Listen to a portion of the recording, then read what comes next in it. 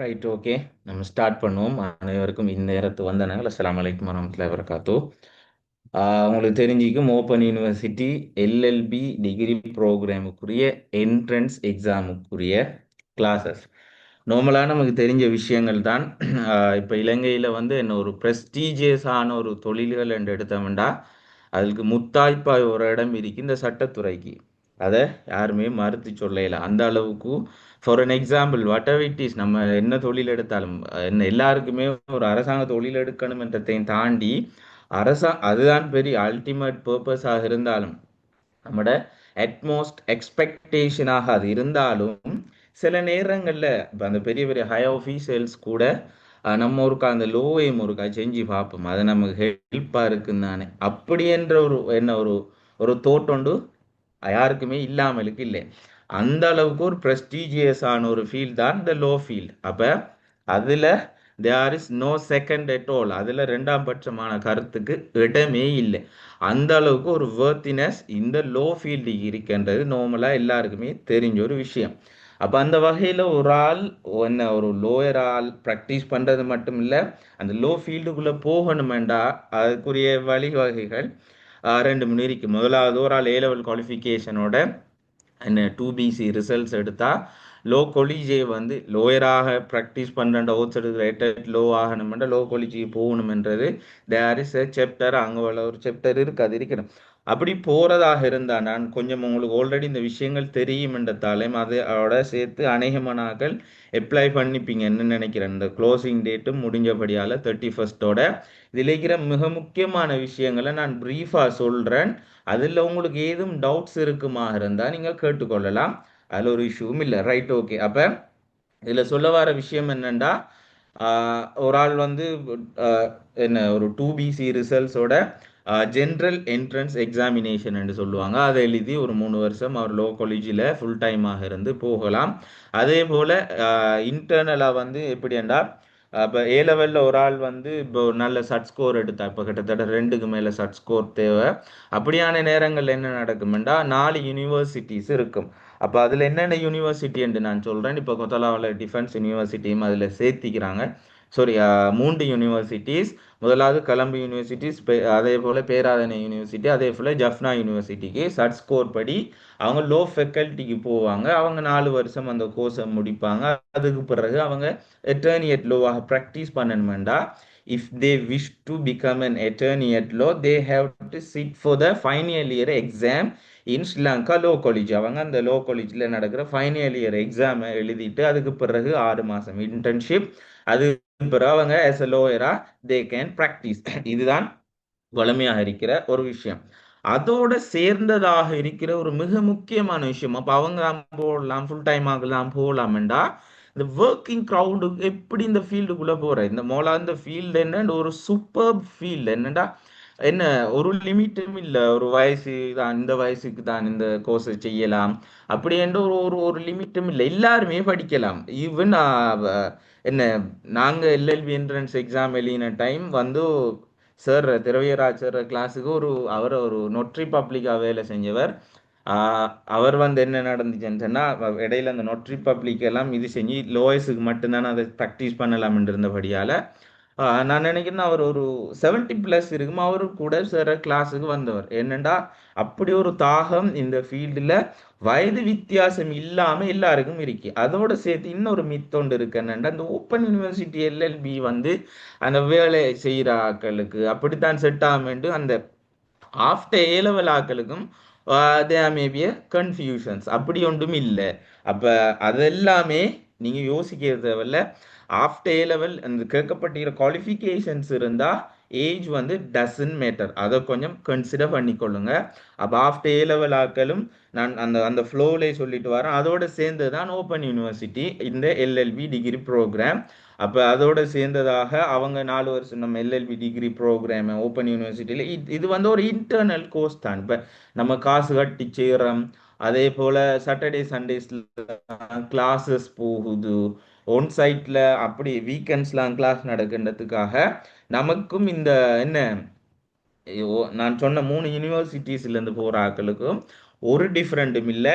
நம்ம அதே மாதிரி தான் ட்ரீட் பண்ணப்படுவோம் ஸ்ரீலங்கா லோ காலேஜில். அப்போ அந்த ஒரு விஷயம் மிக முக்கியமான ஒரு விஷயம். அந்த போக வேண்டிய அந்த ஃப்ளோவை சொல்கிறேன். Right, okay. நம்ம இந்த ஓப்பன் யூனிவர்சிட்டி எல்எல்பி என்ட்ரன்ஸ் எக்ஸாமுக்கு நம்ம அப்ளை பண்ணணும். But are the procedures we have to follow என்ற ஒரு விஷயம் கட்டாயம் தெரிஞ்சுக்கணும். என்னென்ன ப்ரொசீஜர்ஸ். அப்போ இப்போ ஓப்பன் யூனிவர்சிட்டியை பற்றி சொல்கிறேன், இந்த எல்எல்பி டிகிரி ப்ரோக்ராமை பற்றி சொல்கிறேன். அடுத்து என்னென்ன பாடங்கள் இருக்கும், அது என்னென்ன மார்க்ஸ், மொத்த மார்க்ஸ், அதில் த்ரெஷோல்டு மார்க்ஸ் என்ன, இப்படியான விஷயங்கள் எல்லாம் டிஸ்கஸ் பண்ணுறதாக இருக்கும். இதெல்லாம் டிஸ்கஸ் பண்ணுறது நான் ஒரு உதிரியான ஆளாக இல்லை. நான் இந்த ஃபீல்டில் open university LLB entrance exam எழுதி சிட் பண்ணி 4 வருஷம் டிகிரி முடிச்சு நான் இப்போ ஃபைனல் இயர் லோ காலேஜில் எக்ஸாம் எழுதுறதுக்காக வெயிட் பண்ணி கொண்டிருக்கிற ஒரு ஆள் தான். அப்போ அந்த ஃபீல்டோடே ரிலேட்டடான ஒரு ஆள் என்றதாலையும் அதையும் தாண்டி என்ன உங்களுக்கு இந்த கிளாஸ் சம்பந்தமாக நான் இதுக்கு பிறகு சொல்லுவேன். இந்த டீச்சிங் பெனல் பற்றி, அந்த பெனல்ல இருந்து வந்த ஒரு ஆள் தான் நான். அந்த பெனல்ல இருந்து வந்த, அந்த பெனல்ல விதைக்கப்பட்ட ஒரு மரமாக உங்களுக்கு முன்னுக்கு நிற்கிற ஒரு ஆள் தான் நான்.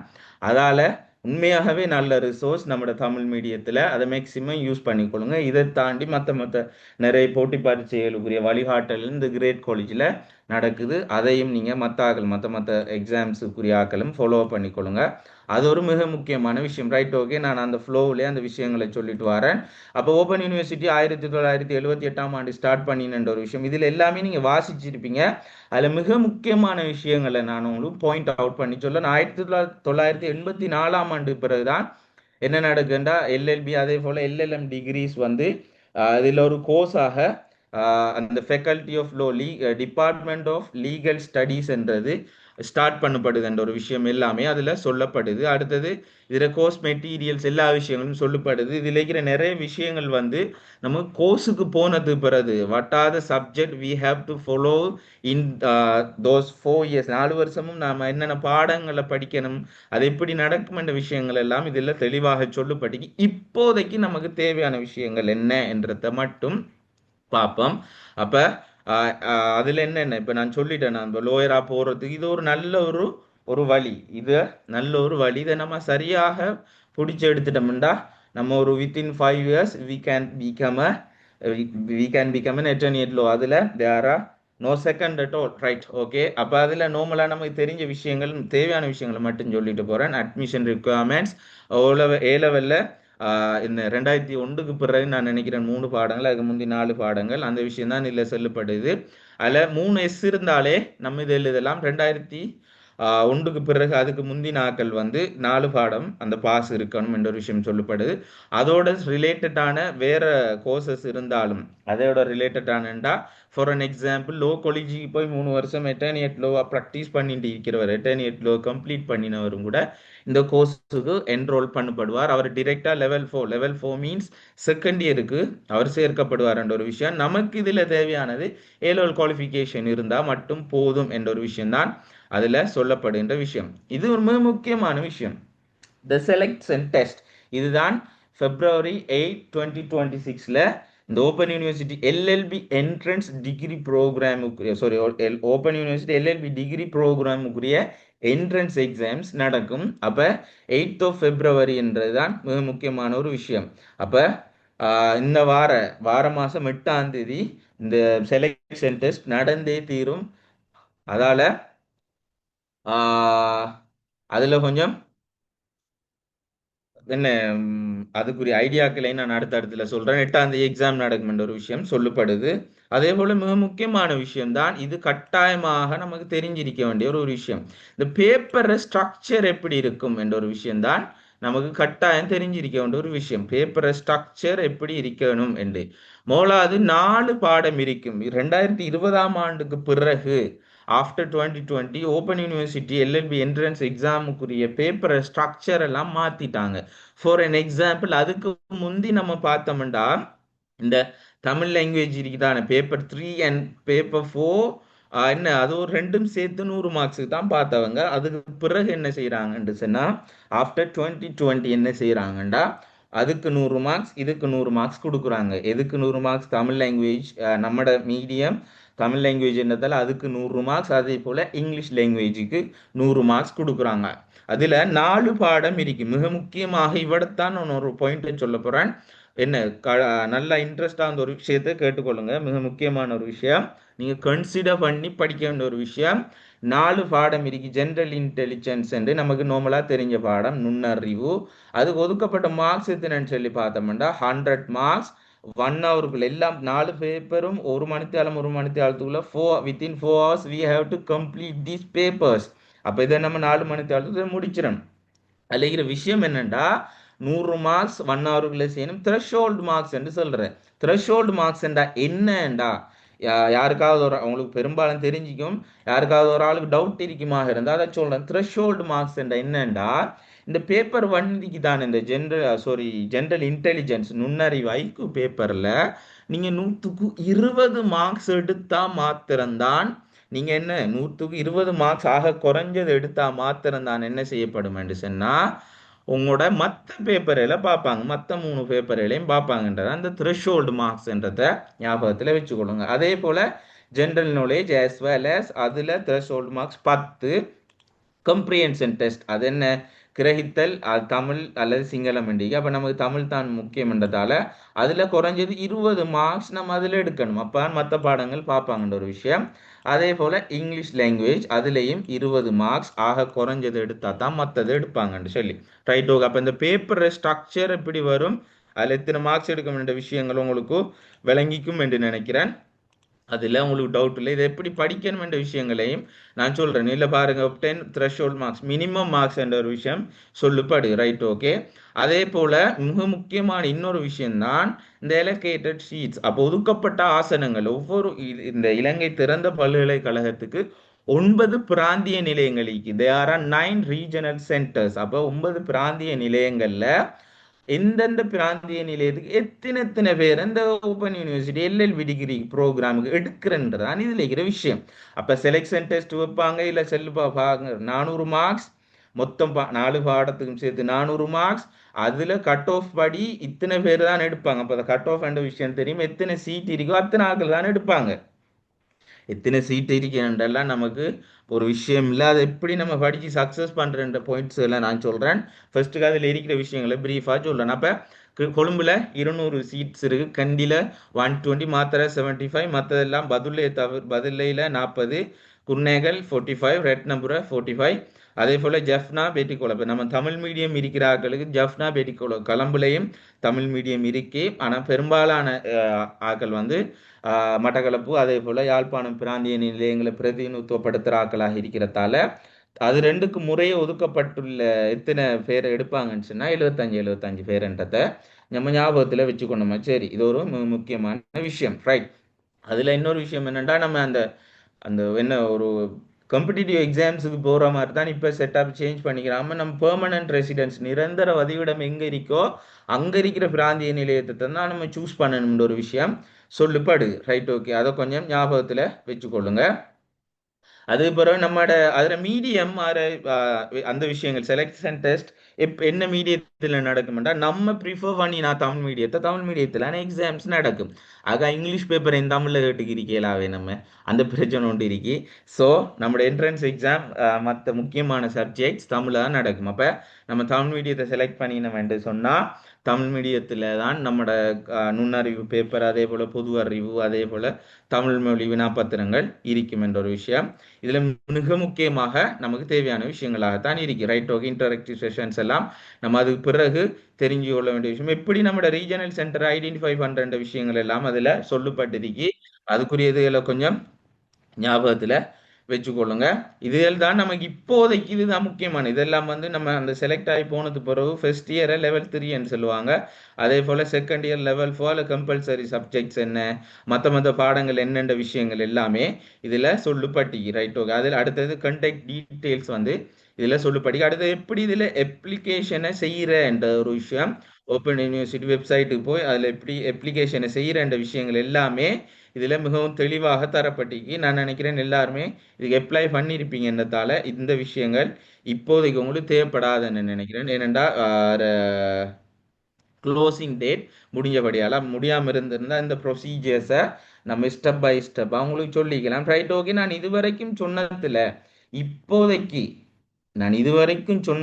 இப்போதைக்கு உங்களுக்கு ஏதாவது டவுட்ஸ் இருக்குமாக இருந்தால் யாராவது ஒரு ஆள் உங்களுக்கு டவுட் இருக்குமாக இருந்தால் நீங்கள் என்ன மைக்கை அன்மியூட் பண்ணிட்டு டவுட்டுகளை கேட்கலாம் நான் சொன்ன விஷயங்கள்ல.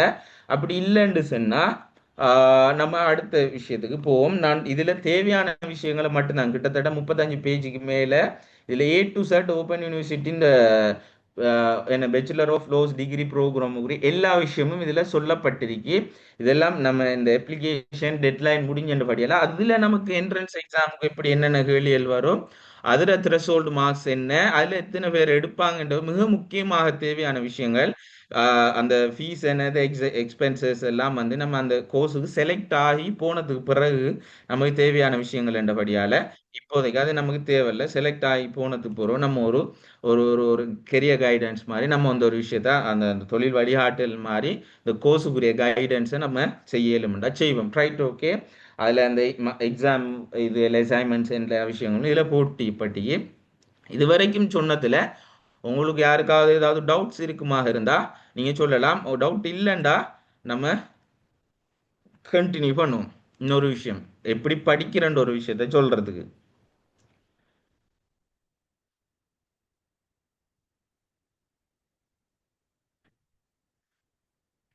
ரைட். சார் பெரும்பாலும் ஒருத்தரும் டவுட் இருக்கு.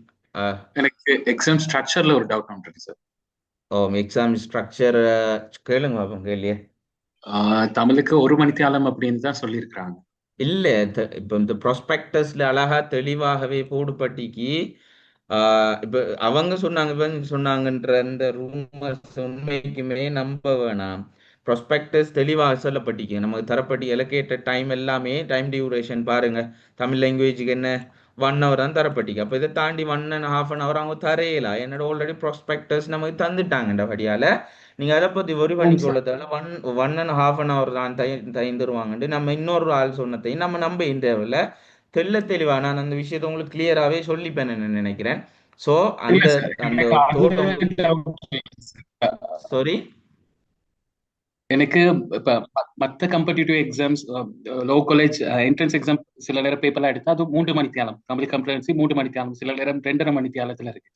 ஆனா ஓ எல்எல்பில மட்டும் 1 மணித்தியாலமா இருந்தா அந்த பேப்பர் எடுக்கிற ஸ்ட்ரக்சர் மாறுபடுமா, இல்லாட்டி அதே எம்சிக்யூஸ் அந்த எல்லா இல்ல எனக்கு 40 எம்சிக்யூஸ்? இல்ல அந்த 1 ஹவருக்கு பேப்பர் எடுக்கிறாங்கன்ற எனக்கு இப்ப உண்மையாக இந்த இங்கிலீஷ் லாங்குவேஜ் ஸ்ட்ரக்சரை கேட்டீங்கன்னா சொல்ல இயலும். எனக்கு தமிழ் லாங்குவேஜ் நான் அதுக்குரிய ரிசோர்ஸ் இல்லைன்றதால நான் இந்த இந்த ப்ரையர் நாலேஜை வச்சு நான் சொல்றேன். நோன் எக்ஸ்பீரியன்ஸ்ல 1 ஹவர் சொன்னா 1 ஹவருக்கு ஏற்ற மாதிரி தான் பேப்பர் ஸ்ட்ரக்சர் இருக்கும். அப்ப இப்ப ஓகே. நார்மலா நமக்கு தெரியும் மற்ற போட்டி பரீட்சைகள் ஃபார் அன் எக்ஸாம்பிள் ஒரு எம்எஸ்ஓ எக்ஸாம் எடுத்தோம்டா அதுல தமிழ் லாங்குவேஜ் 2.5 மணித்தியாலம், ஜிஎஸ்க்கு 2.5 மணித்தியாலம் வச்சாங்கடா அந்த 2.5 மணித்தியாலத்துள்ள ஒரு கேண்டிடேட் என்னென்ன விஷயங்களை செய்யலாம் என்று பேப்பர் ஸ்ட்ரக்சர் அந்த பேனலுக்கு தெரியும் தானே, அதுக்கேற்ற மாதிரி எடுப்பாங்க. அப்போ 1 ஹவருக்குள்ள செய்ய டைம் கொடுத்துட்டு அங்கே 2 ஹவர் 3 ஹவருக்குரிய பேப்பர் எப்படியும் எடுக்க மாட்டாங்க. அது ஒரு காமன் சென்ஸ்ல நம்ம விளங்கி கொள்ள வேண்டிய விஷயம் தானே. ஸோ அதால நீங்க அதை பத்தி ஆமாம் ஒரி சார். பண்ணி கொள்ள தேவையில்ல. 1 ஹவருக்குரிய ப்ராக்டிஸை நம்ம செஞ்சோம்டா சரி, பேப்பர் 1 ஹவருக்குள்ள செய்யற மாதிரி தான் இருக்கும். அது நம்ம 1 ஹவருக்குள்ள நம்ம செய்யறதை பொறுத்து இருக்கு. அப்ப ஓகே அதை சார். கொஞ்சம் நம்ம கவனத்துல கொண்டோம்டா சரி. டவுட் கேட்டால் கிளியரா நான் சொன்ன விஷயம். ஓம் சார், நன்றி சார். ஓகே. ரைட், எனக்கு அந்த ஓகே. ஸ்ட்ரக்சர் நான் தேடி பார்த்தேன், எனக்கு எங்கேயும் அந்த ஸ்ட்ரக்சர் பாஸ் பேப்பர்லயும் ஈவன் கிடைக்கல சார். ஓ அதுல என்ன அதால ஒரு தான். விஷயம் என்னடா, 2014-12க்கு பிறகு open university LLB entrance degree programme உடைய பாஸ் பேப்பர் அவுட் பண்றல. ஏன் காரணம் என்று கேட்டேன். பேப்பர் எடுக்கிற வளமையா மத்த போட்டி பரீட்சைகள்ல பெரும்பாலானதுகள் ஈவன் ஸ்ரீலங்கா லோ காலேஜ் கூட பேப்பரை வந்து என்ன எடுக்கிற பேனல் வந்து எதுக்கு கொடுத்துறாங்கன்னா எக்ஸாமினேஷன் டிபார்ட்மெண்ட்டுக்கு கொடுத்துறாங்க. ஆனா ஓப்பன் யூனிவர்சிட்டி ஒரு தடவை என்ன அதுல ஒரு சின்ன கிளஷ் ஒன்று வந்துட்டேன் என்னடா நான் நினைக்கிறேன் 2022 இப்ப இப்படித்தானே இதுல இந்த ரீஜனல் சென்டர் வைஸா தான் ஆள் எடுக்கிறன்ற ஒரு பிரச்சனையும் அதுல வந்துச்சுன்னு நினைக்கிறேன். இப்ப லோ காலேஜ்ல இதை எடுத்து பார்த்தோம்னா இதுல ஆக 200 பேரை தானே எடுப்பாங்க. அந்த மார்க்ஸுக்குள்ள வர ஒரு 210 220 அது கூடும் குறையும். ஆனா இது குறிப்பிட்ட அளவான ஆக்களை தான் குறிப்பிட்ட பிராந்திய நிலையங்களுக்கு அந்த கற்கை நெருக்கி ஆக்கள் எடுக்கணும் என்ற ஒரு பிரச்சனை இருக்கின்றபடியினால அவங்க அதை எக்ஸாமினேஷன் டிபார்ட்மெண்ட்டுக்கு கொடுத்து அதில் ஓல் ஐலண்ட்லேயே எல்லாம் சேர்த்து தீவலாவிய ரீதியிலே ஒரு 200 பேரை தான் எடுக்க போய் இவங்களுக்கு கோர்ஸுக்கு ரீஜனல் சென்டர்ஸுக்கு ஆள் இல்லாமல் போன ஒரு பிரச்சனை உண்டு வந்து அதால் அவங்க என்ன செஞ்சாங்கன்னா அதுக்கு முந்தையும் ஓப்பன் யூனிவர்சிட்டி தான் பேப்பர் எடுத்து செட் பண்ணி கொண்டு இருந்தவங்க இப்பயும் அவங்க செட் பண்ணி கொண்டு இருக்கிறாங்க 2020ஆம் ஆண்டுக்கு பிறகு நான் நினைக்கிற மாதிரி ஒரே மாதிரியான ஒரு ஸ்ட்ரக்சரில் தான் பேப்பர் வருது. நான் நினைக்கிறேன் இந்த தடவையும் அதில் பெரிய சேஞ்சஸ் ஒன்றும் வாரத்துக்கு இல்லை என்ற ஒரு விஷயம். அப்ப அந்த டவுட்டும் கேட்டாலே கிளியரா இருக்கும்னு நினைக்கிறேன். வேற யாராவது டவுட்ஸ் இருந்தவங்களுக்கு கேட்டுக்கொள்ளலாம்.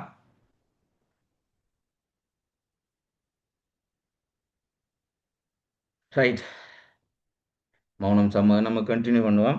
அடுத்த விஷயம் என்னண்டா, இப்ப சொல்ல வர விஷயம் என்னண்டா, மிக முக்கியமான ஒரு தேவையான விஷயம் என்னண்டா, இதுல இப்ப நான் ஆல்ரெடி சொன்ன மாதிரி நான் எந்த பர்சனல் எக்ஸ்பீரியன்ஸ் டூ. இப்ப ஒவ்வொரு ஆளுக்கும் ஒவ்வொரு விஷயத்துக்கும் ஒவ்வொரு பெர்ஸ்பெக்டிவ் இருக்கும். ஒவ்வொரு ஆளும் ஒவ்வொரு விதமா ஒரு விஷயத்தை அணுவாங்க. இப்ப மிக முக்கியமான ஒரு குரூசியல் பாயிண்ட்டுக்கு நம்ம வந்துக்கிறோம். இன்னும் 2ஆம் மாசம் 8ஆம் தேதி எக்ஸாம் இருக்கு. இன்னும் சொல்லி பார்த்தா ஒரு 30 நாளும் இல்லை. இதுக்குள்ள இந்த 4 பாடத்தையும் எழுதணும். நம்ம அந்த ஆக்கள் 75 பேருக்குள்ள தான் பெறணும்.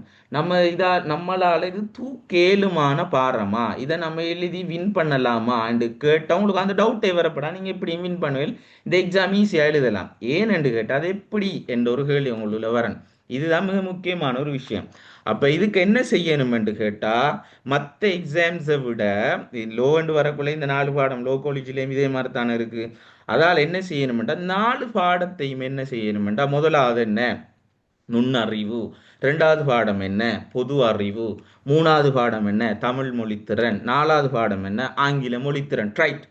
நாம இப்பதான் கிரேட் 1ல இருந்து வாராக்கள் இல்லையே, நமக்கு எப்படியோ அந்த பாடங்கள் தொடர்பான ஏதாவது ஒரு முன்னே அறிவு உண்டு நம்மகிட்ட இருக்கும், ப்ரையர் நாலேஜ் உண்டு கட்டாயமாக நம்மகிட்ட எப்படியும் இருக்கும், ஒரு கொஞ்சம் ஒரு மண்மாட்டாவது இருக்கும்.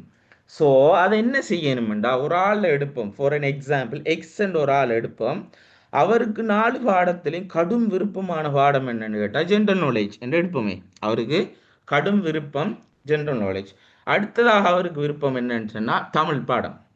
அப்ப அந்த ரெண்டும் நல்லா 100லேயும் செய்ய விட்டா 100க்கு ஒரு 88 90 மார்க்ஸ் எடுப்பார் ரெண்டு வெப்பமே. இதை நீங்க உங்களுக்கு ஏத்த மாதிரி மாத்திக்கொள்ளுங்க. ஒரு ஆளுக்கு இப்ப ஐக்யூ ஏலும் 1 ஹவருக்குள்ளேயே அந்த 50 கேள்வி நம்ம செஞ்சுடலாமெண்டு, சில ஆட்களுக்கு எப்படியும் 1 ஹவர்ல 30 கேள்வி செய்யலாமெண்டு, அப்படியான ஒவ்வொரு ஆளையும் இயலுமை வேற தானே. ஸோ அதுக்கு ஏத்த மாதிரி என்ன செய்யுங்கன்னா, இந்த 4 பாடத்திலையும் பெறலாம். 400 மார்க்ஸ் இருக்கு, 100 100 100 படி 400 மார்க்ஸ் இருக்கு. இந்த 400ல நாம ஒரு அந்த 75 பேர்ல ஒரு ஆளா நம்ம வரணும்டா, அதுக்கு பின்னிக்கிற பிஹைண்ட் த சீன் என்னன்னு சொல்லி கேட்டா 400லையும் குறைஞ்சது ஒரு 80 80 80 மார்க்ஸ் எடுக்கணும். சரி விடுங்களேன், 75 படி எடுத்தாலும் கிட்டத்தட்ட ஒரு 300 மார்க்ஸ் எடுக்கும். கடந்த முறை 268ன்னு நினைக்கிறேன் மட்டக்களப்பு கட் ஆஃப். ஸோ அப்போ அந்த அளவுக்கு நம்ம எப்படி நம்ம சக்ஸஸ் பண்ணலாம் என்று கேட்டால், இந்த 4 பாடத்திலையும் நமக்கு ஏழுமான ஒரு பாடம் அல்லது 2 பாடம் என்று இருப்போமே, அதை சிலாக்கள் வளமையா செய்யறேன்னு செய்யணும். சிலாக்கள் என்ன செய்வாங்கண்டா, அந்த ஏழுமான பாடம் நமக்கு ஏழு தானே, அதை நம்ம பிறகு படிப்போம், இப்போ கஷ்டமான பாடத்தை படிப்போம். அது அப்படி ஒரு காலம்னு நினைச்சிடாதீங்க. உங்களுக்கு ஏழுமான பாடத்தை இன்னும் நல்லா போலிஷ் பண்றதுக்கு 70 மார்க்ஸ் தான் வருதுண்டா, அது எப்படி 80 90 ஆக்குற என்றத்தை நம்ம அழகா அதுக்கேத்த மாதிரி நம்ம செட் பண்ணி எடுத்துட்டோம்டா, அதுக்கு பிறகு இது 4 பாடத்தையும் இந்த ரயில்ல இது மாதிரி தான் 2 சைடு மாதிரி பெரலலா நம்ம கொண்டு போய் ஆகணும். அதுக்கேத்த மாதிரி நம்மட டைம் ஜோனை நம்மட என்ன இப்போ ஒர்க்கிங் க்ரௌடும் இதில் இருப்பீங்க, என்ன ஆஃப்டர் ஏ-லெவல் ஆக்களும் இதில் இருப்பீங்க. அதுக்கேற்ற மாதிரி இப்போ நமக்கு தெரியும் நம்மளை வளமையான ஷெடியூல் என்னன்றது இல்லாத இந்த ஒரு மாதத்துக்கு போஸ்ட்போன் பண்ணி வைங்க. அப்போ அதுக்கு பிறகு என்ன செய்யணும், முழு மூச்சாக காலையில் எழும்பி நமக்கு படிக்க எழுமண்டா, படிக்கிற நைட்டுக்கு விடிய விடிய படிக்க எழுமண்டா படிக்கிற. ஸோ எப்படியாவது நமக்கு நான் சொல்ல வர சுற்றி சொல்ல வர விஷயம், ஏழுமான பாடத்தை நல்லா போலிஷ் பண்ணுங்க, மற்ற பாடத்தை இன்னும் ஈவன் பெட்டராக ட்ரை பண்ணுங்க. அது ஒரு மிக முக்கியமான விஷயம். நான் சொன்னதில் இப்போ சொன்னதில் யாருக்காவது ஏதாவது டவுட்ஸ் இருக்குமா இருந்தால் கேளுங்க, இல்லைண்டா அடுத்த விஷயத்த சொல்கிறேன். அப்போ எப்படி படிக்கிறன்ற ஒரு விஷயத்தை நான் உங்களுக்கு மிக தெளிவாக சொல்லிட்டேன் என்று, அது நம்மளோட பர்சனல் எக்ஸ்பீரியன்ஸ் கூட. அடுத்தது இந்த என்ன அடுத்த விஷயம் நான் சொல்ல போகிறது, இப்போ இந்த எல்எல்பி என்ட்ரன்ஸுக்குரிய இந்த கிரேட் காலேஜில் டீச்சிங் பேனலை பற்றி சொல்லிட்டு நம்ம இந்த இங்கிலீஷில் கொஞ்சம் விஷயங்களை டிஸ்கஸ் பண்ணுவோம். Right okay. இதுவரைக்கும் சொன்னதுல யாருக்காவது டவுட்ஸ் இருக்குமா இருந்தா சொல்லலாம். இல்லைன்றாலும் ஆக்டிவா இருக்கிறார்கள் நோண்டு போட்டு நம்ம கண்டினியூ பண்ணலாம்.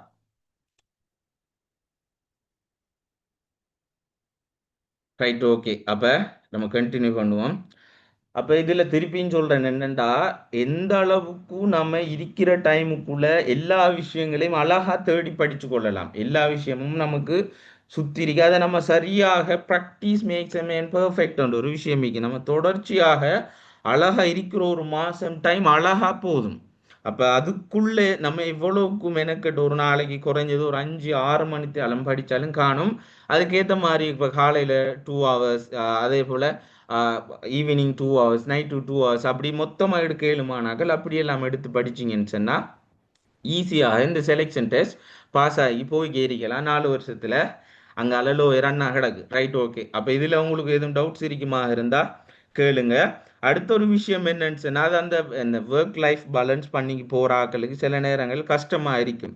ஆனா கஷ்டமோ நஷ்டமோ, இது உண்மையாகவே நான் ஆரம்பத்துல சொன்ன மாதிரி மேக்சிமம் வேர்த்தியஸ்ட் ஒன், ஒரு மிகவும் பெருமதியான ஒரு கோர்ஸ் என்றதால இதுதான் நமக்கு கடைசி சான்ஸ், இனி விட்டா சான்ஸ் இல்லைன்னு நினைச்சுக்கு படிச்சீங்கடா ஈஸியா எந்த தரத்திலே பாஸ் ஆகி போய்த்தலாம். சிலாக்கள் இதுக்கு முந்தைய எழுதினாக்களும் இருப்பீங்க, இப்போ ஃப்ரெஷ்ஷா எழுதுறாக்களும் இருப்பீங்க. அப்ப எல்லாருக்கும் சேர்த்து ஒட்டுமொத்தமாக நான் சொல்ல வெளிக்கிற விஷயம் இதான், இதுதான் நமக்கு கடைசி சந்தர்ப்பம்.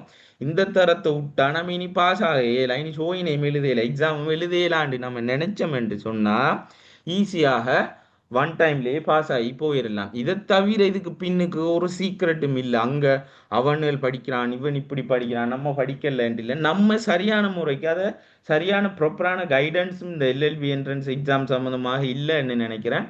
அதால எப்படி படிக்கணும், அதில் பேப்பர் ஸ்ட்ரக்சர்ஸ் எப்படி வரும், அது எப்படி நம்ம ஈஸியாக டேக்கிள் பண்ணி போகிற எப்படியான விஷயங்கள் எல்லாமே நம்ம சரிவர நமக்கு வழிகாட்டப்படலைன்றதால இப்போ எனக்கு பர்சனலாக இந்த சிங்கள மீடியம் அதுலேயும் இந்த கிளாஸஸ் செய்கிற அந்த எக்ஸ்பீரியன்ஸ் இருக்கிறபடியால் அந்த பிள்ளைகள் காட்டுற இன்ட்ரெஸ்ட் வந்து உண்மைக்குமே நம்ம தமிழ் மீடியமாக்கள் பெரும்பாலும் காட்டுறதில்ல. அது ஈவன் என்ன இந்த சட்ட பிரிவாரிக்கலாம், வட்ட வெயிட்டீஸ், மற்ற மற்ற எக்ஸாமுக்குரிய இதெல்லாம் ப்ரிப்பேரேஷன், அந்த பிள்ளைகள் எல்லாம் வருஷ கணக்கில் உந்தி இருந்து படிக்குங்கள்.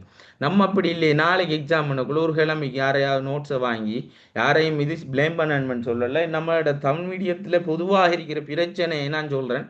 ஒரு வாங்கி அதை கொஞ்சம் பார்த்துக்கு போய் அந்த விளையாட்டெல்லாம் அங்கே சரி வரா. அந்த விளையாட்டை எப்படி விளையாடுறேன்னு இந்த உதாரணத்துக்கு சொல்றேன். அப்போ சீரியஸாகவே போகிறான்றதால சிலாக்கள் இந்த மோட்டார் பைக் ஓடுறாக்கள் என்ன செய்யறேன்டா, அந்த எக்ஸலரேட்டரை முறுக்குறான், அந்த கிளச் எய்ம் அமர்த்தி பிடிச்சிக்கிறான். அமர்த்தி பிடிச்ச எக்ஸலேட்டரை முறுக்கினா பைக் மூவ் ஆகுமா? மூவ் ஆகாது. அப்போ என்ன செய்யணும், கிளச்சை விடணும்.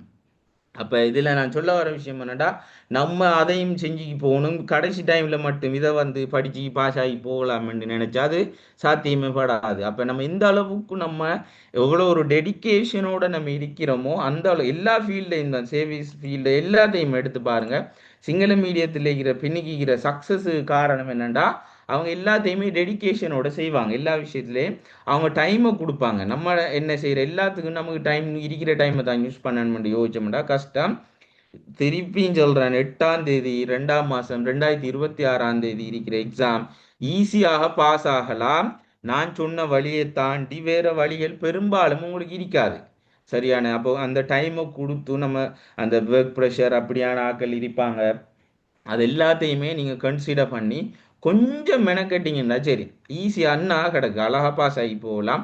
இதில் எதுவும் டவுட்ஸ் இருந்தால் கேளுங்க.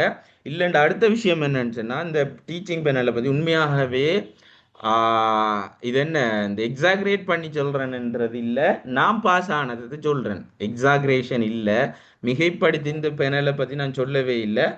நான் பாஸ் ஆனதை சொல்கிறேன். என்னன்னு சொன்னால் உண்மையாகவே நம்மளோட பிராந்தியத்தில் தாண்டி இலங்கையிலே தமிழ் மீடியத்தில் இருக்கிற ஆக்கள்ல எனக்கு தெரிஞ்சு இந்த நுண்ணறிவை சரியான முறையில் பிள்ளைகள் எல்லாருக்கும் விளங்கப்படுத்துகிற மாதிரி விளங்கப்படுத்துறதுக்கு உண்மையா திரவிராஜ் சாரை விட்டா ஆள் இல்லை. இது என்ற சொந்த எக்ஸ்பீரியன்ஸ்.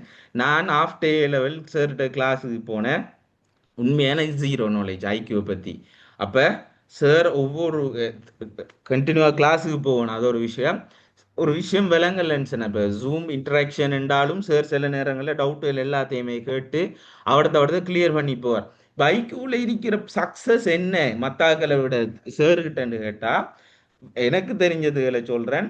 இப்போ ஒரு உதாரணத்துக்கு ஒரு கேள்வியை அணுகிற முறை இருக்கு தானே. இப்போ 1 ஹவருக்கு 50 கேள்வி எம்சிக்கு கேள்வி, எம்சிக்கு ஆன்சர் எழுதுறதுக்கு மாதிரி மைக்கு செய்யறன்றது உண்மையாகவே என்ன ஒரு அசாத்தியமான ஒரு விஷயம்.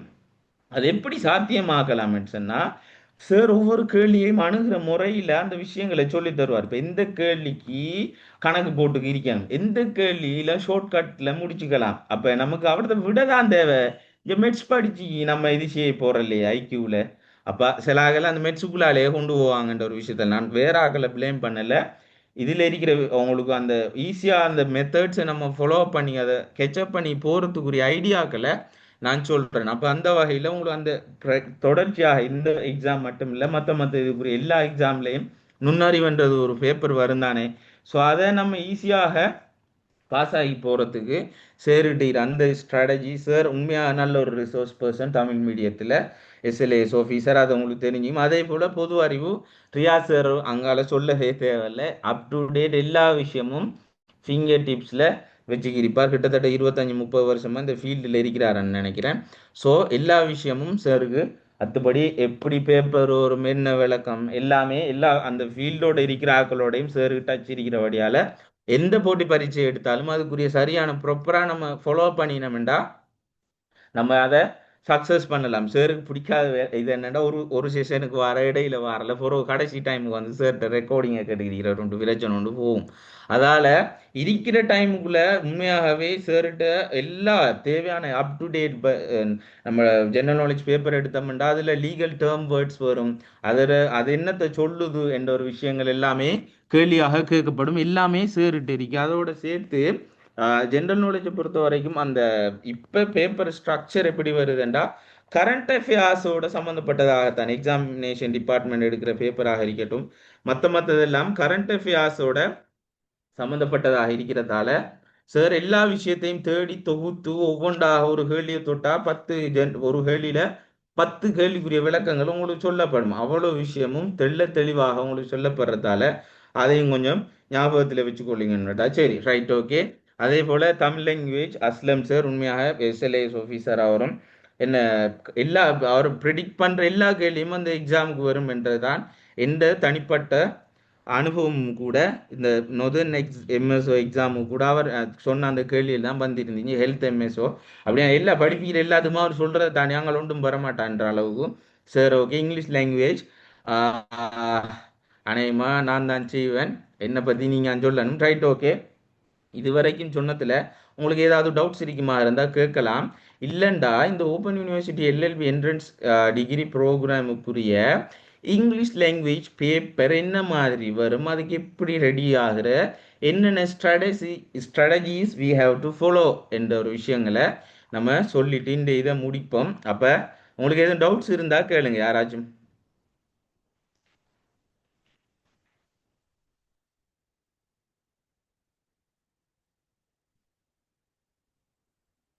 Right, okay. நம்ம ஒரு 1 மினிட்ல இந்த இங்கிலீஷ் லாங்குவேஜ் பேப்பர் சம்மந்தமான ஒரு டிஸ்கஷனை ஸ்டார்ட் பண்ணுவோம்.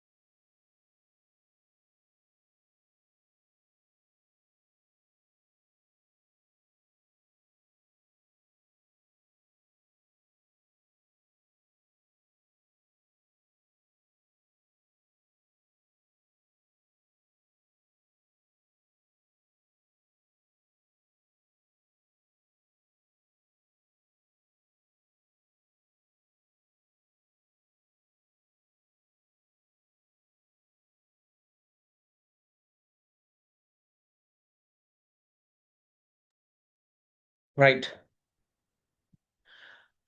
நம்ம கண்டினியூ பண்ணுவோம்.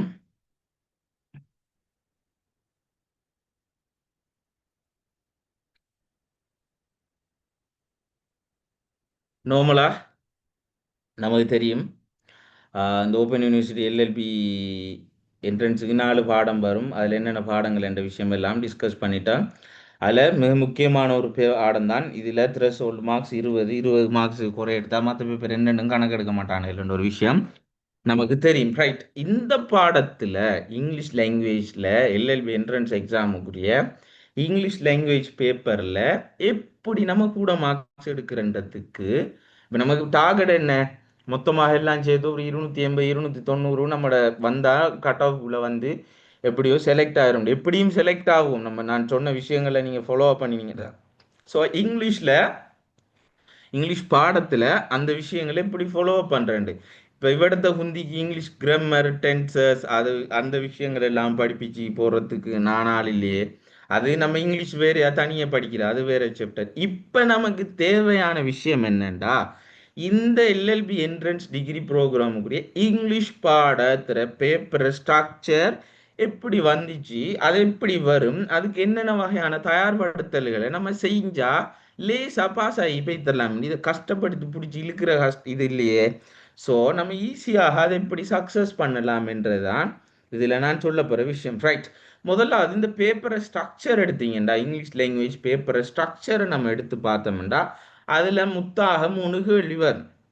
3 கேள்வி அதில் வரும். அப்போ மொத்தம் எத்தனை மார்க்ஸ்? 100 மார்க்ஸ். மொத்தம் 100 மார்க்ஸ், 3 கேள்வி. அப்போ மார்க்ஸ் எப்படி பிரிவடைப்பதுன்னு சொல்லி பார்த்தா, அதில் இருக்கிற முதலாவது கேள்விக்கு ஒரு 30 மார்க்ஸ், ரெண்டாவது கேள்விக்கு ஒரு 30 மார்க்ஸ், நாலாவது கேள்விக்கு ஒரு எஸ்ஏ ஒன்று ரைட் பண்ண சொல்லி வரும், அதுக்கு ஒரு 40 marks. All together 100 marks. Right, so இதில் எப்படி 100 மார்க்ஸ்லேயும் ஒரு 80 85 90 எடுக்கலாம்னு சொல்லி பார்த்தா, ரைட், மூணாவது கேள்வியில் 30 மார்க்ஸுக்கு நம்ம என்ன செய்யணும், ஒரு 25 26 27 மார்க்ஸ் எடுக்கணுமெண்டா முதலாவது கேள்வி என்ன, அது எப்படி வரும், அது எப்படி நம்ம ஈஸியாக அந்த கேள்விக்குரிய ஆன்சர்ஸை நம்ம எடுக்கலாம் என்றா, முதலாவது கேள்வி எப்படி வரும் என்று சொன்னா ஃபில் இன் த பிளாங்க்ஸ் என்று வரும். ஃபில் இன் த பிளாங்க்ஸ் என்றா எப்படி வரும்டா, இடைவெளி கொஞ்சம் தந்திப்பாங்க, அந்த இடைவெளிக்கு பொருத்தமான வேர்டுகளை மோஸ்ட் அப்ரோப்ரியேட் வேர்டு என்ன செய்யணும்டா நம்ம எழுதணும். அங்கே போலவல்ல விளையாடின மாதிரி எல்லாம் இல்லை. அங்கே வேர்டு 4 தந்திப்பாங்க, அதில் உண்டு நம்ம காயின் பண்ணி எழுதுற எல்லாம் இல்லை.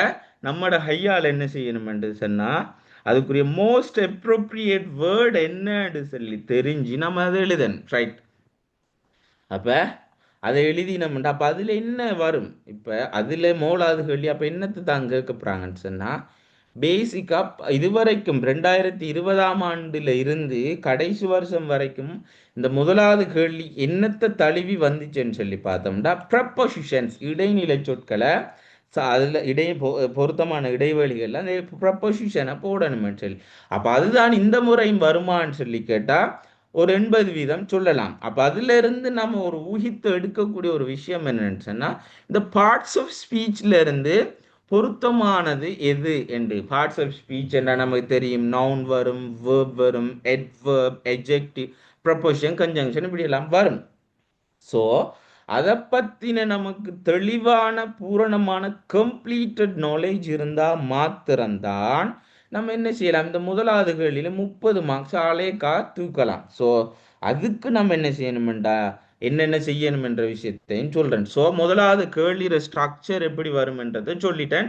ஃபில் இன் த பிளாங்க்ஸ் கேள்வியாக வரும். ரைட், நம்ம ப்ரப்போசிஷனுக்கு ப்ரியோரிட்டி கொடுத்து மெயினாக அந்த கிளாஸ் டிஸ்கஷன்ஸ் போகிற டைமில் அதை பார்ப்போம். அதையும் தாண்டி அட்வர்ப், எஜெக்டிவ்ஸ், அதுகள் மற்ற பார்ட்ஸ் ஆஃப் ஸ்பீச் வாரத்துக்குரிய கைடன்ஸும் உங்களுக்கு தரப்படும். Right, fill in the blanks கேள்வி எதுவாக இருக்கட்டும், அப்படியான கேள்விகள் வரணுமெண்டா நம்ம என்னென்ன ஸ்ட்ராட்டஜிஸை ஃபாலோ பண்ணினோம்னா இப்படியான ஃபில் இன் த பிளாங்க்ஸ் கேள்விகளை செய்யலாமெண்டு கொஞ்சம் விஷயம் இருக்கு. முதலாவது என்ன செய்யணும்டா நான் உங்களுக்கு சொல்கிறேன், அந்த விஷயங்களை தேவைண்டா நோட் பண்ணி வச்சுக்கொள்ளுங்க. நான் சொல்கிற விஷயங்கள் உங்களுக்கு பிரயோசனமாக இருக்குமாக இருந்தால் நோட் பண்ணி வச்சுக்கொள்ளுங்க. இந்த ஃபில் இன் த பிளாங்க்ஸ் கேள்வியை இதுக்கு போகிற எப்படி கேள்வி வந்தாலும் நம்ம செய்யலாம் என்ற அளவுக்கு நம்ம மூலம் அது மாறணும். அதுக்கு ஃபில் இன் த பிளாங்க்ஸ் என்ன நமக்கு என்னன்னு தெரிஞ்சிக்கணும்.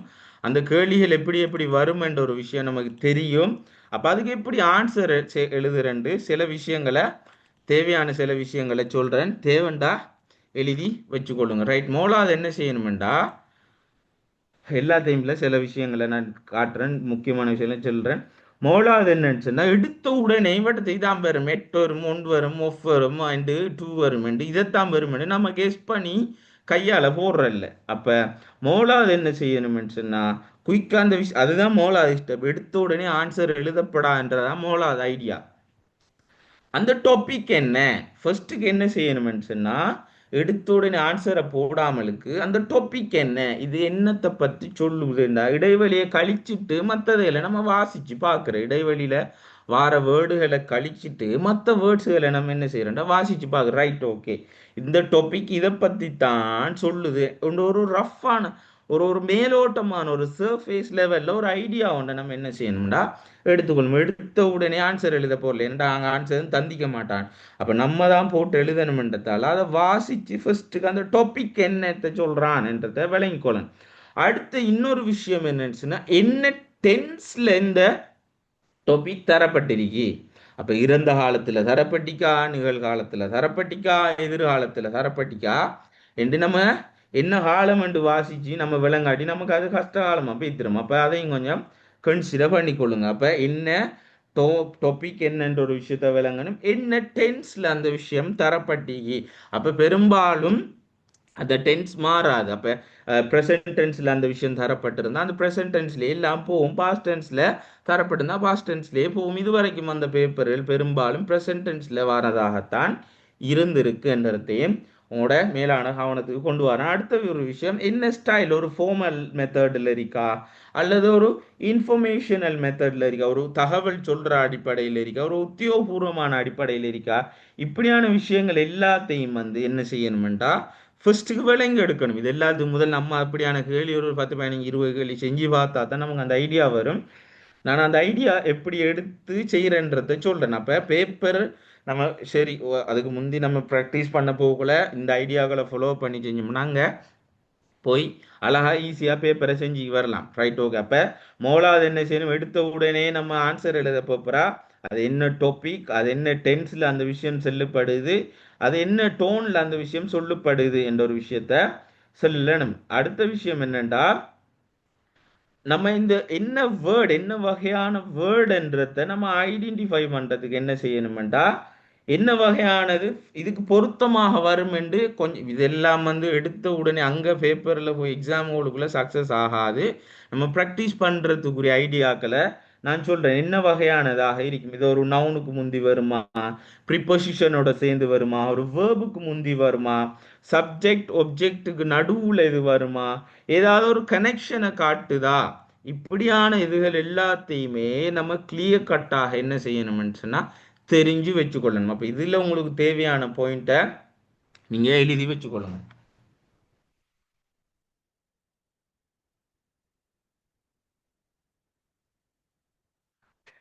ரைட், இது மூலாவது விஷயம், அதை ஞாபகத்தில் வச்சுக்கொண்டா சரி. இதான் ஃபில் இன் த பிளாங்க்ஸ் கேள்வி செய்யறதுக்குரிய ஸ்ட்ராட்டஜிஸ். அடுத்தது என்னன்னு சொன்னா, என்ன இந்த ஒரு பிளாங்க் கொண்டு சந்திரிக்கன்னு சொன்னா, பிளாங்க் கொண்டு சந்தி அதுக்கு முன்னுக்கு என்ன வேர்டு இருக்கு, அதுக்கு பின்னுக்கு பிளாங்குக்கு முன்னுக்கு என்ன வேர்டு இருக்கு, பிளாங்குக்கு பின்னுக்கு என்ன வேர்டு இருக்கு, பிஃபோர், ஆஃப்டர்.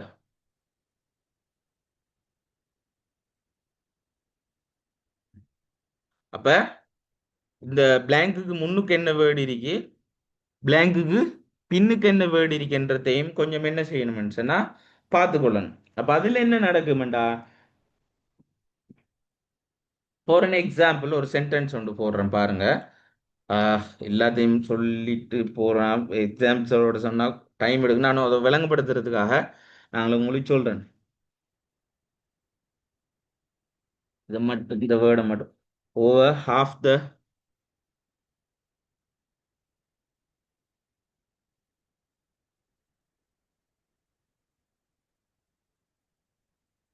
population என்று ஒரு blank mobile phones.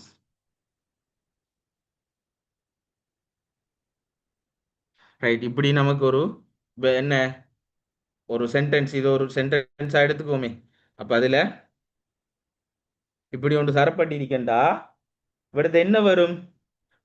சப்ஜெக்ட் என்ன, அதே போல இதுக்கு பொருத்தமான வேர்ப் என்னன்றது இந்த கேள்வியில over half population mobile phones என்று இருக்கிறதுல சப்ஜெக்ட் என்னவாக வரும்? பாப்புலேஷன். அப்ப இதை கொஞ்சம் நம்ம தெரிஞ்சு வச்சுக்கொள்ளணும். அதே போல மீனிங் என்ன? Sorry, over the half population mobile phones என்று வந்தி. அப்போ population mobile phones என்று இருக்கு. அப்ப இதுல என்ன வரும்? மோஸ்ட் அப்ரோப்ரியேட்டாக என்ன வரும் என்று நமக்கு அந்த population மொபைல் போன் என்று நம்ம பார்க்கக்குள்ள அரைவாசிக்கு மேற்பட்ட மக்கள் மொபைல் போன்ஸ் என்று தந்திருக்கு. அப்ப நம்ம அவிடத்தை குயிக்கா நமக்கு யூஸ்ன்றது தான் ஆன்சர், அது ஓகே. ஆனா அது என்ன செய்யுமா? அப்ப மோஸ்ட் அப்ரோப்ரியேட் அவிடத்தை இதுதான் கிளிக் ஆகணும், சரியானது இதுதான், சரியான வேர்டு இதுதான் என்று இந்த இதுல வச்சு இந்த கனெக்ஷன்ஸை வச்சு. அப்ப இதுக்கு முன்னுக்கு என்ன வருது? பிளாங்குக்கு முன்னுக்கு கொண்டு வருது, பின்னுக்கு ஒரு வேர்டு கொண்டு வருது. அப்ப ரெண்டையும் கனெக்ட் பண்றது இதுவாகத்தான் இருக்கும் என்று நம்ம அவடத்தை சரியாக விளங்குறதுக்கு நிறைய ப்ராக்டிசஸ் இருந்தால் தான் அது சாத்தியப்படும். அப்ப அதையும் இப்ப யூஸ் என்றதான் அடுத்த சரியான ஆன்சர். Right, okay. அப்ப நான் இந்த உதாரணத்தின் மூலமாக எப்படி இந்த fill in the blanks கேள்விகளை செய்யறன்ற சில பாயிண்ட்ஸுகளை சொல்லி வாரன். Right, okay. அதே போல நிறைய விஷயங்கள் இருக்கு. அந்த ஆர்டிகல்ஸ் வந்து ஆர்டிகல்ஸ் என்ன நார்மலா தெரியும், அண்ட் அது எல்லாத்தையும் கவனமா பார்க்கணும். அடுத்தது போல அந்த எக்ஸ்பிரஷன் கொலோகேஷன்ஸ் எல்லாத்தையும் கிளியரா பார்க்கணும். லொஜிக்கல் மீனிங் ஒன்று இருக்கா, நம்ம போடுற வேர்டுக்கு ஒரு தர்க்க ரீதியா இது சரியா வருமா? நம்ம பச்சை பொய்யை தான் போடுறோம் என்று நமக்கு விளங்கினதெல்லாம் போடவே போடா. அப்ப மோஸ்ட் அப்ரோப்ரியேட்டா ரைட், ஓகே, 30 கேள்வியில ஒரு 2 கேள்வி சறுக்குதுண்டா, அதுக்கும் ஒரு லொஜிக்கல் கனெக்ஷன் இருக்கான்னு நம்ம பார்த்து போட்டோம்டா ஈஸியாக அந்த கேள்விகளுக்குரிய ஆன்சர்ஸ் எழுதலாம். அது மிக முக்கியமான விஷயம். சம்பந்தமே இல்லாத வேர்ட்ஸ் இருக்கும், அந்த என்ன டென்ஸ் பேட்டர்னுக்கு பொருத்தம் இல்லாததாக இருக்கும். அதே போல நம்பர்ஸ் வந்து சம்பந்தம் இல்லாம இருக்கும். ஒரு வேர்ட் கிளாஸ் சம்பந்தம் இல்லாத இதெல்லாம் வந்து என்னண்டா அது சம்மந்தமே இல்லாம இருக்கும். அது எல்லாத்தையும் நம்ம என்ன செய்யணும்னா எலிமினேட் பண்ணிடணும், அதை அள்ளி எறிஞ்சு விட்டுறணும். அப்படியான விஷயங்கள் எல்லாத்தையும் நம்ம ஓவராலாச்சு நான் அடுத்தடுத்த கிளாஸஸ்ல உங்களுக்கு தெளிவாக ஸ்டெப் பை ஸ்டெப்பாக செய்வேன். அப்போ நேரம் போய்கொண்டு மற்ற கேள்விகளையும் பார்க்கணுன்றதால நான் சுருக்கமான இந்த விஷயங்களை சொல்றேன். அடுத்தது எல்லாத்தையும் போட்டுட்டோம், சரி 30க்கும் போட்டுட்டோம் என்று வைப்போமே, 30 இடைவெளிகள் வரும். நம்ம 30க்கும் ஆன்சர்ஸ் எழுதணும். ஆன்சர் எழுதினது ரைட், ஓகே, எல்லாத்தையும் போட்டுட்டோம்னா திருப்பி ஒருக்கா என்ன செய்யணும்டா, திருப்பி ஒருக்கா அதை தெளிவாக வாசிச்சு பார்க்கணும். Right, okay. அப்ப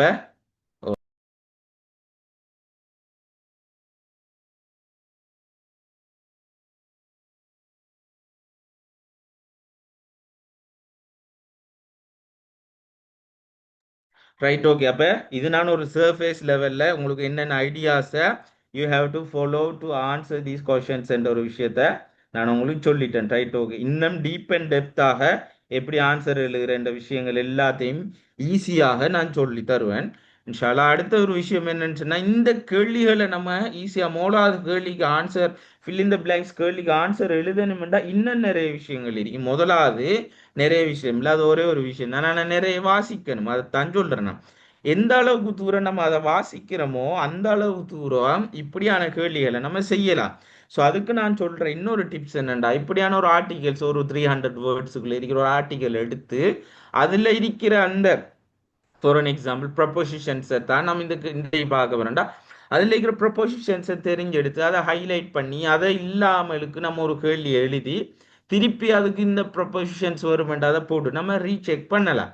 அப்போ மற்றது பார்ட்ஸ் ஆஃப் ஸ்பீச் எட்வர்பை யூஸ் பண்ண போகிறோம்னு சொன்னால் எட்வர்போட சார்ந்ததானதாக இருக்கிற அந்த விஷயங்களை போட்டு நம்ம அதை யூஸ் பண்ணி கொள்ளலாம். இப்படியாக தொடர்ச்சியாக ஒரு 10 15 ஒரு 20 கேள்விகள் நம்ம செஞ்சுட்டு போகல. இந்த fill in the blanks கேள்வி என்றது நமக்கு ஈஸியாக என்ன செய்யலாம், இந்த கேள்விகளை செஞ்சுட்டு போகலாம். அப்ப இதோட சார்ந்ததாக இப்ப என்ட்ரன்ஸ் எக்ஸாம் எல்எல்பி என்ட்ரன்ஸ் எக்ஸாமுக்குரியது என்றபடியினால அதோட சார்ந்ததான சட்ட ரீதியான விஷயங்கள், அதே போல என்ன கரண்ட் அஃபேர்ஸோட சம்மந்தப்பட்ட விஷயங்கள் எல்லாத்தையும் தேடி தேடி நம்ம ஒரு அளவுக்கு நம்ம மேக்சிமம் மெனக்கட்டுட்டோம்னு சொன்னா ஈஸியா இந்த fill in the blanks கேள்விய அழகா 30 மார்க்ஸையும் எடுக்கலாம்.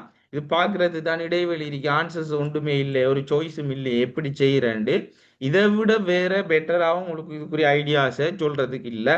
இன்னும் ஒரு சில விஷயங்கள் இருக்கு. நான் அடுத்தடுத்த கிளாஸஸ்ல அந்த விஷயங்கள் எல்லாத்தையுமே உங்களுக்கு தெளிவாக சொல்லி தரேன். அப்போ முதலாவது கேள்வி 30 மார்க்ஸ் அழகா எடுக்கலாம். ரைட். 3 கேள்வி எப்படி வருமென்றதை சொல்லிட்டு அதுக்கு பிறகு மூணாவது எது செய்யற, ரெண்டாவது எது செய்யற விஷயங்களையும் நான் உங்களுக்கு சொல்லுவேன். ரைட். ரெண்டாவது கேள்வி. அப்போ மூணாவது கேள்வி ஃபில் இந்த பிளாங்க்ஸ் வருமென்றதுல 2020ஆம் ஆண்டுக்கு பிறகு வந்த பேப்பர்ல ஒரு சேஞ்சஸும் இதுவரைக்கும் வந்ததில்லை. ப்ரப்போசிஷனோட சார்ந்ததாகத்தான் கேள்விகள் வந்துச்சு. அப்போ கூடுதலான முக்கியத்துவம் அதுக்கு கொடுத்து பார்க்கணும். அதோட சேர்ந்ததாக மற்ற பார்ட்ஸ் ஆஃப் ஸ்பீச் சம்பந்தமான எக்ஸ்பிளனேஷனும் உங்களுக்கு தரப்படும். ரைட். ரெண்டாவது கேள்வி அப்ப மூணாவது கேள்வி நம்முடைய இங்கிலீஷ் கிராமரை செக் பண்றதாக இருக்கும்ன்றத ஞாபகத்துல வச்சுக்கொள்ளுங்க. இங்கிலீஷ் கிராமரை செக் பண்றதாக அது இருக்கும் என்றதுதான் முதலாவது கேள்வி. ரைட்.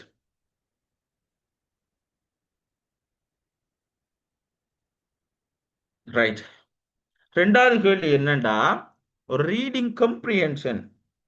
ரீடிங் கம்ப்ரிஹென்ஷன் யாராவது ஒரு ஆள் சொல்லுங்க. ரீடிங் கம்ப்ரிஹென்ஷன் என்ன? கம்ப்ரிஹென்ஷன் என்ன? யாராவது ஒரு ஆள் இருக்கிறதுல ஒரு ஆள் சொல்லுங்க. கிரைத்தல். ஆ, கிரகித்தல். கிரைத்தல் என்ன? ஒரு பந்திய வாசிச்சு விளங்கிக் கொள்றது. வெரி குட்டா. கம்ப்ரிஹென்ஷன் மீன்ஸ் என்னன்னு சொன்னா, ஏதாவது ஒன்றை தந்து நம்ம கேட்ட ஒரு விஷயத்தையோ, மோலா ரீடிங் கம்ப்ரிஹென்ஷன் கேள்வி ஒரு 8ஆம் ஆண்டுல இருந்து நம்ம செஞ்சுக்கு வர இன்னும் நமக்கு ரீடிங் கம்ப்ரிஹென்ஷன் என்னண்டே தெரியாம இருக்கிறோம். ரைட். நான் பிளேம் பண்ணல. சரி, நமக்கு அந்த கற்பித்து தந்த முறைகள் அப்படி என்ற வழியால நான் அதை பர்சனலா எடுத்துக்கொள்றேன். ரைட். ஓகே. இப்போ கம்ப்ரிஹென்ஷன் என்றா முதலாவது அந்த கேள்வி செய்ய போறோம் என்றா, அப்படின்ற என்ன சாமானன்ட்டு நமக்கு விளையினா தானே அதை செய்யலாம். ஸோ அதை கொஞ்சம் தெரிஞ்சு வச்சுக்கொள்ளணும். மோல கம்ப்ரிஹென்ஷன் என்னண்டா, ஏதாவது ஒன்றை நம்ம கேட்கிறோம், அல்லது ஏதாவது ஒன்றை பார்க்கிறோம், அல்லது ஏதாவது ஒன்றை நம்ம வாசிக்கிறோம். அதை நாம விளங்கி கொள்ளக்கூடிய எபிலிட்டி தான் கம்ப்ரிஹென்ஷன். ஞாபகத்தில் வச்சுக்கொள்ளுங்க. கம்ப்ரிஹென்ஷன் கேள்வி செய்யறது முதல் கம்ப்ரிஹென்ஷன் நம்ம ரீடிங் கம்ப்ரிஹென்ஷன் கேள்வியான வரும் என்ற வழியால நம்ம வாசிக்கிற ஒரு விஷயத்த அண்டர்ஸ்டாண்ட் பண்ணி கொள்ளக்கூடிய, புரிந்து கொள்ளக்கூடிய திறன் நம்மகிட்ட இருக்கா என்றதுதான் கம்ப்ரிஹென்ஷன் என்றத ஞாபகத்துல வச்சுக்கொள்ளுங்க. அப்ப அது என்ன, அதுல இருந்து ஏதாவது ஒரு சொல்லப்பட்டிருக்கிற வார்த்தைகள்ல மீனிங் எடுத்துக்கொள்ற, அவங்க சொல்ல வர என்ன ஐடியா என்னன்ற ஒரு விஷயத்த சொல்ற, அதே போல அதுல இருக்கிற ஃபேக்ட்ஸ் என்ன, உண்மை நிலைமைகள் என்ன, அதே போல இவர் என்னத்துக்காக ஒரு ஒருத்தர் ஒரு விஷயத்தை சொல்றாருண்டா, what are the intentions behind them. அப்ப என்ன, இதுக்கு பின்னுக்கு இருக்கிற, அவங்களுக்கு பின்னுக்கு இருக்கிற அந்த சொல்ல வர, அவங்க என்னத்தை சொல்ல விளைகிறாங்க என்ற ஒரு விஷயம்தான் ரீடிங் கம்ப்ரிஹென்ஷன். அப்ப இங்க நமக்கு முழுக்க முழுக்க ரெண்டாவது கேள்வி 30 மார்க்ஸுக்கு என்னத்தை பரீட்சிக்க போறாங்கண்டா, நம்மட கம்ப்ரிஹென்ஷன் எபிலிட்டிய, வேற ஒரு விஷயத்தை விளங்கி கொள்ளக்கூடிய ஆளா என்றதுதான் கேண்டிடேட்ஸ் கிட்ட அவங்க எதிர்பார்க்க போகின்ற ஒரு விஷயம். ரைட். அப்ப முதலாவது ரீடிங் கம்ப்ரிஹென்ஷன் கேள்வி செய்ய முந்தி நமக்கு ரீடிங் கம்ப்ரிஹென்ஷன் என்னன்னு கட்டாயம் தெரிஞ்சுக்கொள்ள. ரைட். ஓகே. நம்மட பாஷையில சொல்றேன். ரீடிங் கம்ப்ரிஹென்ஷன் கேள்வி என்னண்டா, ஒரு பந்தி சந்திப்பாங்க, அந்த பந்திக்குள்ள கொஞ்சம் கேள்வி சந்திப்பாங்க, அந்த கேள்வி நம்ம விட எழுதணும். இதுதான் நம்ம நமக்கு தெரிஞ்ச ரீடிங் கம்ப்ரிஹென்ஷன் என்றது. ரைட். அதுதான் இது. ஆனா இங்க கொஞ்சம் சம்வாட் அட்வான்ஸ். அது நமக்கு என்னென்று ஒரு விஷயத்த வாசிச்சு விளங்க கொள்ள தெரியும். முதலாவது ரீடிங் ஒரு விஷயத்தை அணுக முதல் அது என்ன என்ற ஒரு விஷயம் நமக்கு தெரியாம அதை செய்ய இயலாவே. அதில் முதலாவது உங்களுக்கு சொல்ல வர விஷயம் என்னடா, ரீடிங் கம்ப்ரிஹென்ஷன் என்னன்ற ஒரு விஷயத்த உங்களுக்கு தெளிவாக சொல்லிட்டேன். ரைட். ரீடிங் கம்ப்ரிஹென்ஷன் கேள்விகள் எப்படி வரும் என்று சொல்றேன். அதுக்கு முந்தி முதலாவது எப்படி இந்த ரீடிங் கம்ப்ரிஹென்ஷன் கேள்விகளை செய்யலாம். இந்த ரீடிங் கம்ப்ரிஹென்ஷன்ல வர கேள்விகளை செய்யறதுக்கு நம்ம மேற்கொள்ள வேண்டிய ஸ்ட்ராட்டஜிஸ் என்ன, நம்ம மேற்கொள்ள வேண்டிய ஸ்ட்ராட்டஜிஸ் என்ன என்ற ஒரு விஷயம் இதுல மிக முக்கியமாக தாக்கம் செலுத்துது. இதுல நம்ம கை கொள்ள வேண்டிய ஸ்ட்ராட்டஜிஸ் என்னன்றதுதான் இதுல மிக முக்கியமாக இருக்கின்ற விஷயம். ரைட். ஓகே. அப்ப அதுல பார்ப்போம்.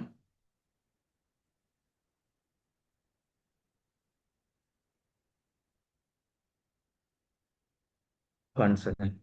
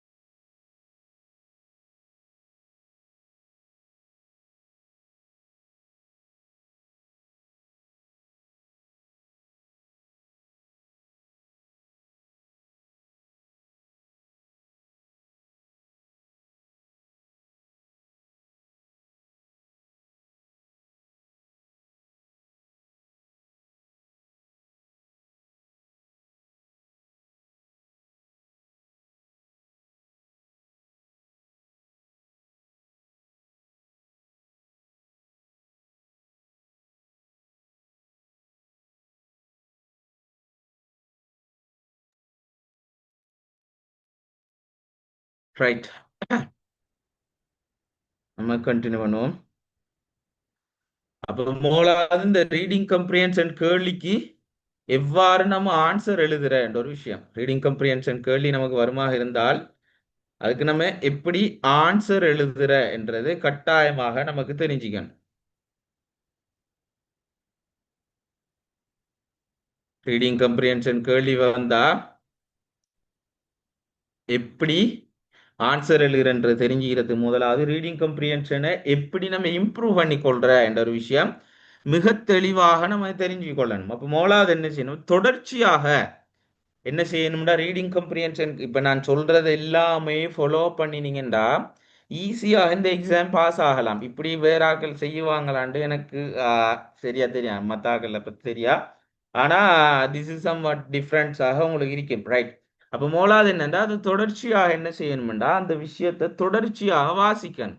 இந்த பேப்பரை செய்யறதுக்கு இல்லை, நீங்க ரீடிங் கம்ப்ரிஹென்ஷன் வேற வேற கேள்வியில் செய்ய போகல, தொடர்ச்சியாக வாசிக்கணும். அப்ப பேப்பர்ல வர ஆர்டிகல்ஸ், அதாவது அதே போல ஷார்ட் ஸ்டோரிஸ், டெக்ஸ்ட் புக், அதே போல டெய்லி ஏதாவது ஒரு ஆர்டிகல் எடுத்து வாசிச்சா தான் ரீடிங் கம்ப்ரிஹென்ஷன் கேள்வி லேசா செய்யலாம். அப்ப இந்த எக்ஸாமுக்கு எப்படா செய்யறேன், இருக்கிற நாளைக்குள்ள வாசிக்கிற விஷயம் முடியும். ரைட். அடுத்தது என்னன்னா நம்ம இன்னொரு செய்ய வேண்டிய விஷயம் எல்லாத்துக்கும் ஒட்டுமொத்தமாக பொதுவில் நம்மளோட ஒக்கேபுலரி பவரை நம்ம என்ன செய்யணும்னா இம்ப்ரூவ் பண்றது. டெய்லி ஒரு 5 சொல்லாது வாசிக்கணும்.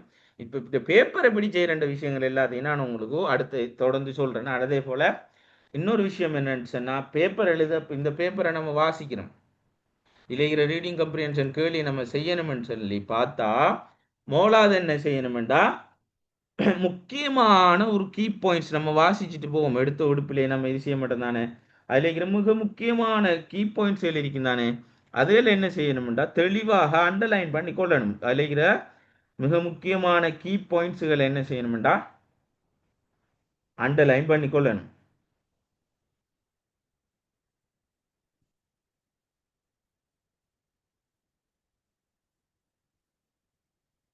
ரைட். இப்ப வாரேன். முதலாவது என்ன செய்யணும்டா கேள்வின்னு பந்தி சந்திக்கிறாங்கன்னு நமக்கு தெரியும். அப்ப அதுல நம்ம ஆன்சர் எழுதணும்ன்ற ஒரு விஷயம் நமக்கு தெரியும்.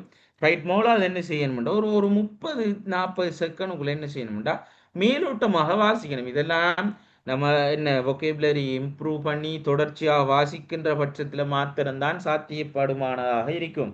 இப்போ எக்ஸாம் எப்படி செய்யறன்ற அந்த டைம்ல எக்ஸாம் பேப்பர்ல அதெல்லாம் ப்ராக்டிஸ் பண்ணி போகக்குள்ள எக்ஸாம்ல குந்திரிக்கக்குள்ள என்ன செய்யற என்ற ஒரு விஷயத்த உங்களுக்கு சொல்றேன்.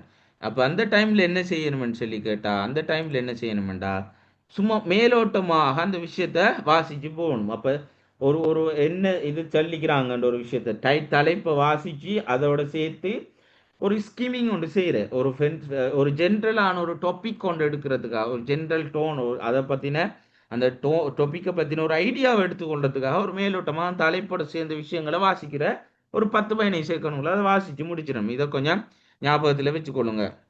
அப்ப ரீடிங் கம்ப்ரிஹென்ஷன் கேள்விகள் எப்படி செய்யறன்றதுக்குரிய ஐடியாக்களை நான் உங்களுக்கு 1 by 1 செய்யறேன். முக்கியமான விஷயங்களை மட்டும் அதை கொஞ்சம் ஞாபகத்துல வச்சுக்கொள்ளுங்க. இது கட்டாயமாக தேவையான விஷயம்.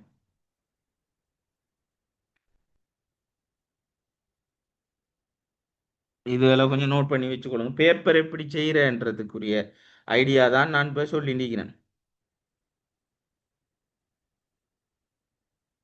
ரைட். அடுத்தது ஒரு 2 நிமிஷம் என்ன செய்யறேன்டா அந்த கேள்வியை ஒரு ஒரு ஒரு ஒரு ஒரு ஒரு தெளிவாக வாசிக்கிறோம். 1 தொடக்கம் ஒரு 2 நிமிஷத்துக்கு அந்த கேள்வியை கொஞ்சம் தெளிவாக வாசிக்கிறேன். என்னத்தை சொல்லிக்கிறாங்க இதுல, என்னத்தை சொல்லிக்கிறாங்கன்ற ஒரு விஷயத்த கொஞ்சம் ஆக்டிவாக அதை வாசிக்கணும். அது ஒரு மிக முக்கியமான விஷயம். அதே போல அண்டர்லைன் பண்ணணும். தேவையான விஷயங்களை அண்டர்லைன் அல்லது ஹைலைட் பண்ணணும். அண்டர்லைன் அல்லது ஹைலைட் கீ இன்ஃபர்மேஷன் மிக முக்கியம். அது எப்படி செய்யறன்றது எல்லாத்தையுமே நான் உங்களுக்கு தெளிவாக சொல்லுவேன். அப்ப கீ இன்ஃபர்மேஷன் என்ன செய்யணும்டா தெளிவாக எப்படி செய்யணும்ன்ற விஷயம் எல்லாமே உங்களுக்கு அழகா மிக தெளிவாக சொல்லப்படும். அப்ப இது மோலாது அதை ஒரு வாசிச்சு ஒரு ஐடியா எடுக்கிற, அதே போல ஒரு ஒரு 2 நிமிஷம் அதை ஆக்டிவா வாசிக்கிற, அதே போல எல்லா மெசேஜையும் ஒரு கேர்ஃபுல்லா வாசிக்கணும். வாசிக்க போல அதே போல மீனிங் அந்த அந்த அவங்களோட தனிப்பட்ட இதில விட ஒட்டுமொத்தமாக என்னத்தை இதுல சொல்ல வராங்கன்றத வாசிக்கணும். சரியானே? அதே போல சிலாக்கள் வாசிச்சுன்னு போகல என்ன செய்யறேன்டா, தெரியாத வேர்டுகள் வந்தேன்னு அதோட நிப்பாட்டி விடுறேன். அப்படி இல்லாம தெரியாத வேர்டு இருந்தா அதை அடிச்சு பார்த்து அதை வாசிச்சு ஃபுல்லா ஒரு ஐடியா ஒன்று எடுக்கணும் ஃபர்ஸ்ட்டுக்கு. அதுக்காக அதை கொஞ்சம் ஃபாலோ பண்ணினீங்கடா. சரி, அடுத்து அண்டர்லைன் பண்ணுவோம். அடுத்தது இன்னொரு விஷயம் என்னன்னு சொன்னா, சைட்ல என்ன செய்யறேன்னு சொன்னா, சைட்ல வாசிச்சுட்டு போகல ஒரு சைட்ல ஒரு ஒரு ஒரு உடைச்சு தானே சந்திப்பாங்க, உடைச்சு தானே சந்திப்பாங்க. அதுல மெயினான பாயிண்ட் என்ன, இதுல இந்த ஒரு இப்போ ஃபார் அன் எக்ஸாம்பிள் நான் உங்களுக்கு காட்டுறேன். உடைச்சு தானே சந்திப்பாங்கன்ற இப்ப பாருங்க. இதுல இப்ப ஜெண்டர் ஈக்குவாலிட்டி இன்னொரு பந்தி சந்திக்கிறாங்க. இதை என்ன செய்யறேன்டா, என்ன இந்த ஏரியாவில் சைட்ல என்ன இதை குறிக்கிற. அப்ப இந்த இந்த இதை என்ன செய்யறேன்னு சொன்னா, இந்த சைட்ல என்ன செய்யறேன்டா குறிக்கிற. அதைத்தான் ஞாபகத்துல வச்சு நோட் பேராகிராஃப் ஃபங்க்ஷன்ஸ்ன்றதுல ஞாபகம் வச்சுக்கொள்ளுங்க. அதே போல இன்னொரு மிக முக்கியமான விஷயம்,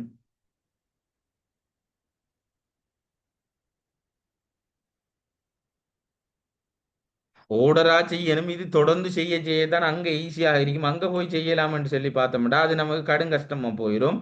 அதால நான் சொல்ற ஐடியாக்களை ஃபாலோ பண்ணி நீங்க மெயின்டைன் பண்ணினீங்கன்னா ஈஸியாக இந்த எக்ஸாம் பாஸ் ஆகலாம்ன்ட்டு தான்.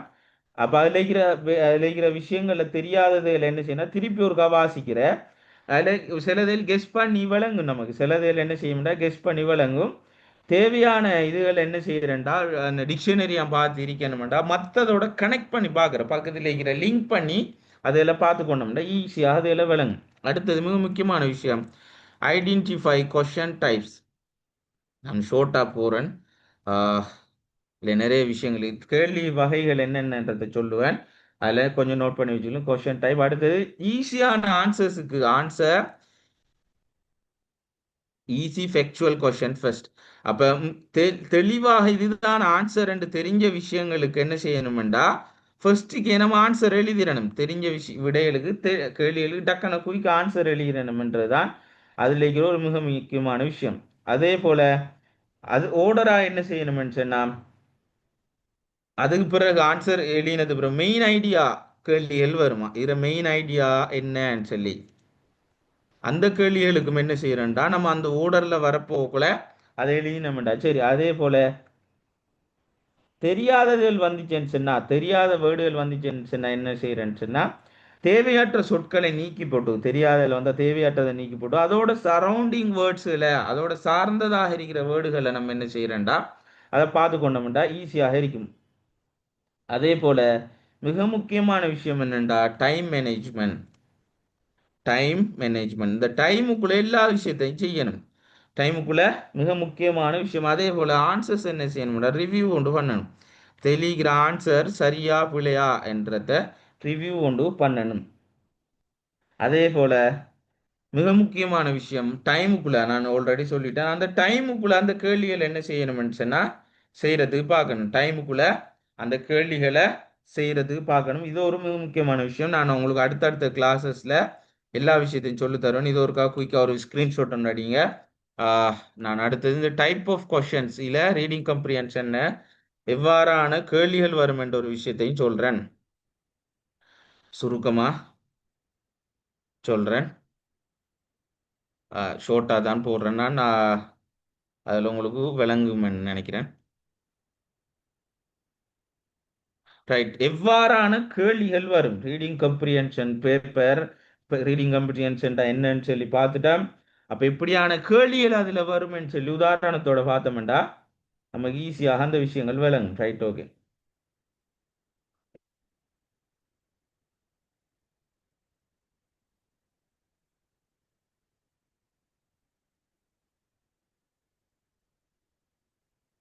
ரைட், மோலாவது எப்படி வரும்னு சொன்னா எம்சிக்யூ டைப் கொஸ்டின் வரும். அது நமக்கு தெரியும். எம்சிக்யூ டைப்ண்டா 4 ஆன்சர் சந்திப்பாங்க, 4 ஆன்சர் தந்திப்பாங்க. அதுல எது பொருத்தமானது என்றத எழுதுறதாக எம்சிக்யூ டைப் இருக்கும். அப்ப அந்த கேள்வி ஐடென்டி உங்களுக்கு விளங்கிக்கும். அதே போல vocabulary in context.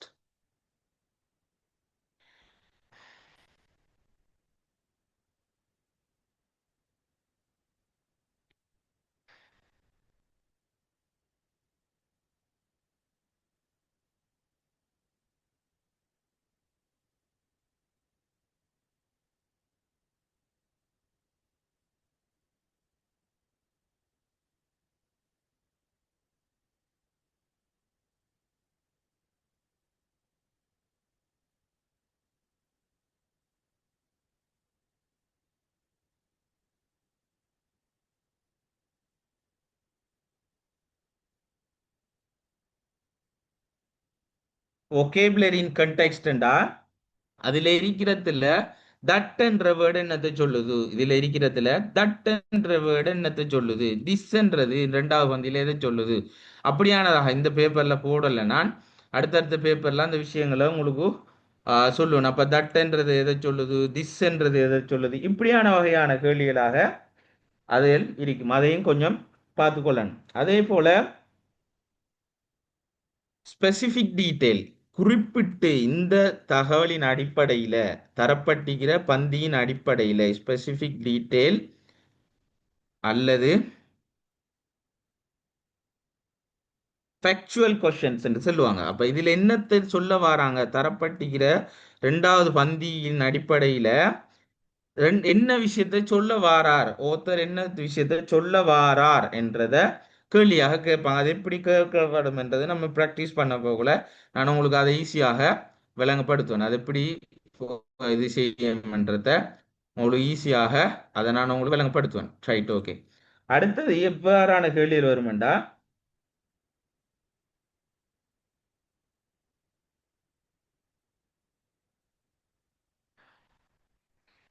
True falls question.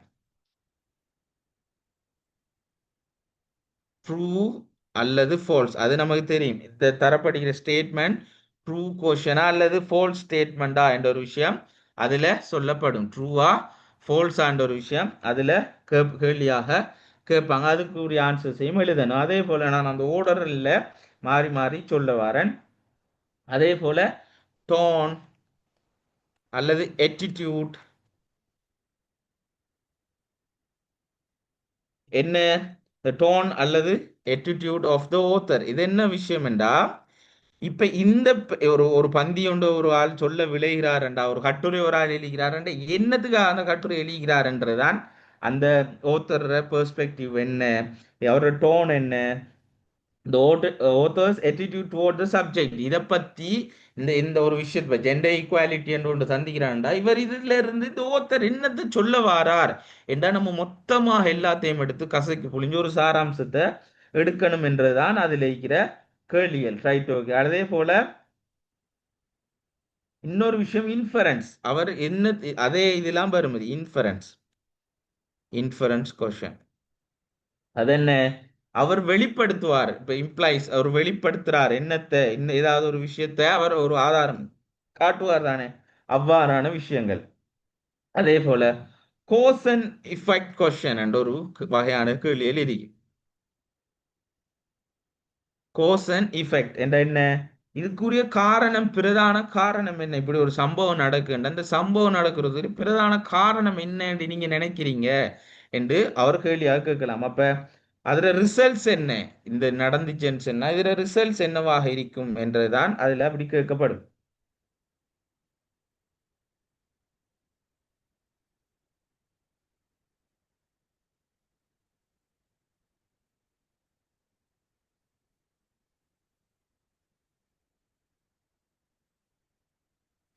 Right. அதே போல கன்க்ளூஷன் அல்லது சமரி கொஸ்டின் சொல்றேன்.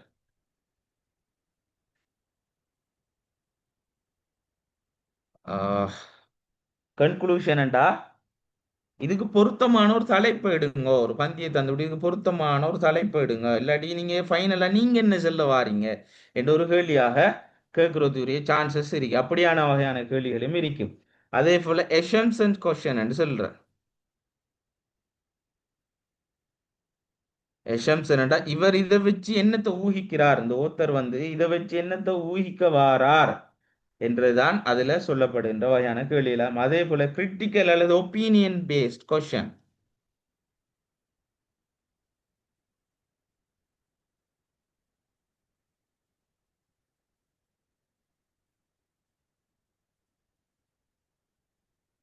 ரைட். இதை இந்த டைப்ஸ் ஆஃப் கொஸ்டின் ரீடிங் கம்ப்ரிஹென்ஷன்ல வர எவ்வாறான கேள்விகள் வரும் இன்னும் நிறைய இருக்கு. நான் உங்களுக்கு ஒவ்வொன்றாக அந்த கேள்விக்கு ஏற்ற மாதிரி அந்த விஷயங்களை சொல்லுவேன். அப்ப அதே போல இன்னொரு வகையான கேள்வி இருக்கு, மெயின் ஐடியா, சென்ட்ரல் தீம் என்ன, இப்படியானதாகவும் கேள்விகள் வரலாம் ரீடிங் கம்ப்ரிஹென்ஷன் ஏரியாவை பொறுத்த வரைக்கும். அப்ப இது எல்லாத்தையுமே நம்ம ஃபர்ஸ்ட்டுக்கு என்னென்று விளங்கி எடுத்தா தான் ரைட். ஓகே, இது இன்னத்தை தான் கேட்க வராங்க.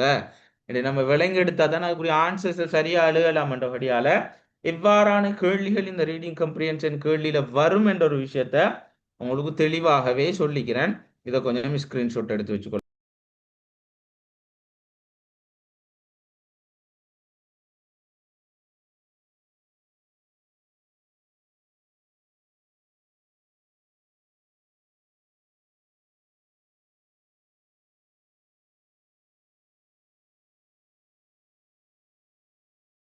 ரைட்.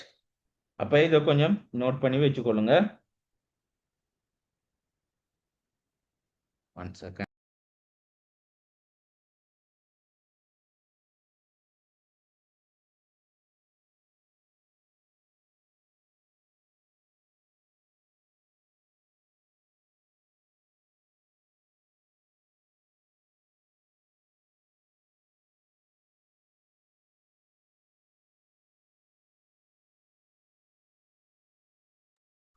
Right, okay. அப்ப இதை கொஞ்சம் ஞாபகத்துல வச்சுக்கொண்டீங்கடா. சரி, ரைட், ஓகே.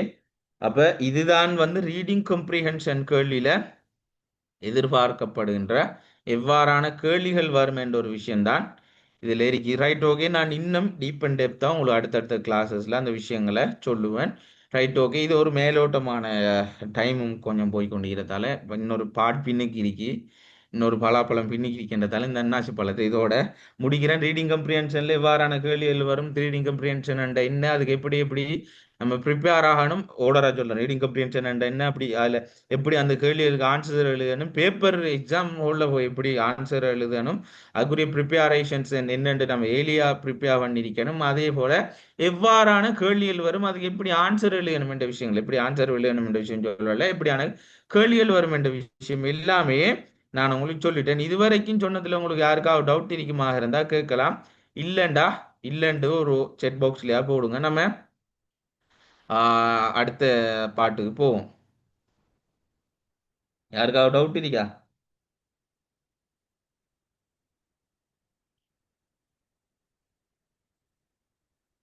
செட் பாக்ஸ்ல சரி போடுங்க.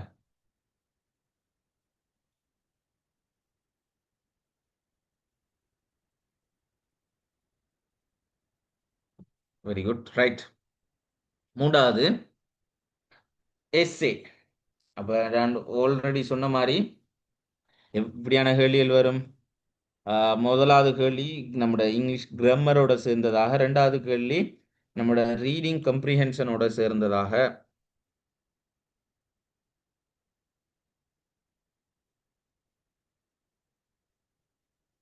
ரெண்டாவது கேள்வி ரீடிங் கம்ப்ரிஹென்ஷனோட சேர்ந்ததாக, மூன்றாவது ஒரு எஸ்ஏ ஒன்று ரைட் பண்றது ஒரு ட்ரைட்.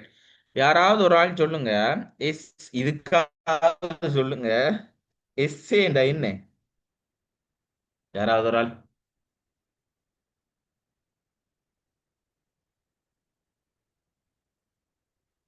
எஸ்ஏண்டா?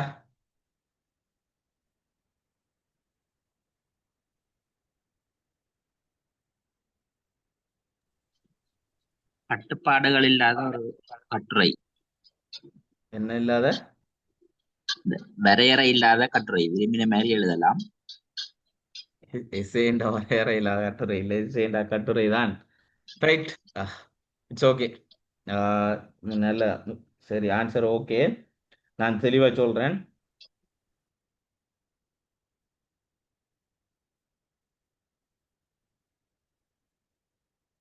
ரைட். எஸ்ஏண்டா என்ன என்றா,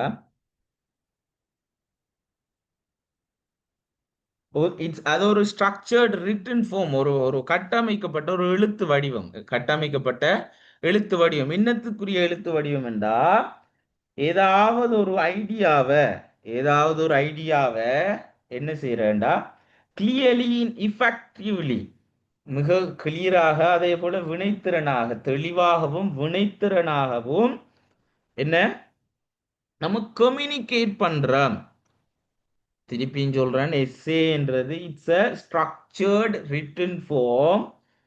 என்னத்துக்குன்னு சொன்னா, ஏதாவது ஒரு விஷயத்த ஏதாவது ஒரு ஐடியாவை கிளியராகவும் என்ன தெளிவாகவும் எஃபெக்டிவ்லி வினைத்திறனாகவும் என்ன செய்யறோம்னா கம்யூனிகேட் பண்றோம் ஒரு ரிட்டன் ஃபார்ம்ல இன்னொரு ஆளுக்கு என்றுதான் எஸ்ஏ. ரைட். அப்ப இவ்வளவு காலம் நம்ம எஸ்ஏ எழுதி தள்ளிக்கிறோம்.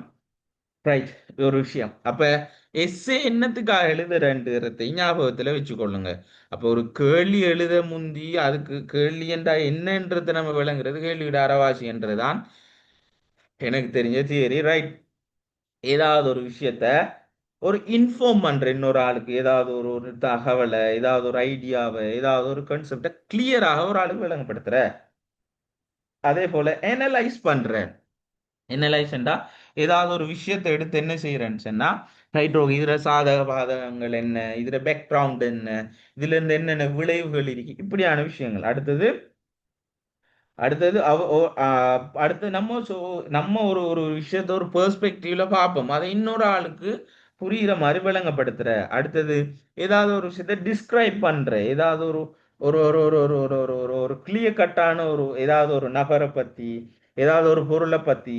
அப்ப இப்படியான ஒரு சென்சரி டீட்டெயில்ஸ் அதை வாசிக்கிறவர் அவர் அதுல இருந்து அவர் அவர் அதை அனுபவிச்ச மாதிரியான விஷயங்கள்ல சொல்ற. அதே போல ஒரு ஆளுகிட்ட இன்னொரு விஷயத்த நெரேட் பண்ற, நம்ம கண்ட ஒரு அனுபவத்தை சொல்ற அல்லது இவலுவேட் பண்ற. ரைட்டோ இதுல சாதகங்கள் இது இதுல பாதகங்கள் இது இப்படியான விஷயங்கள் எல்லாத்தையும்.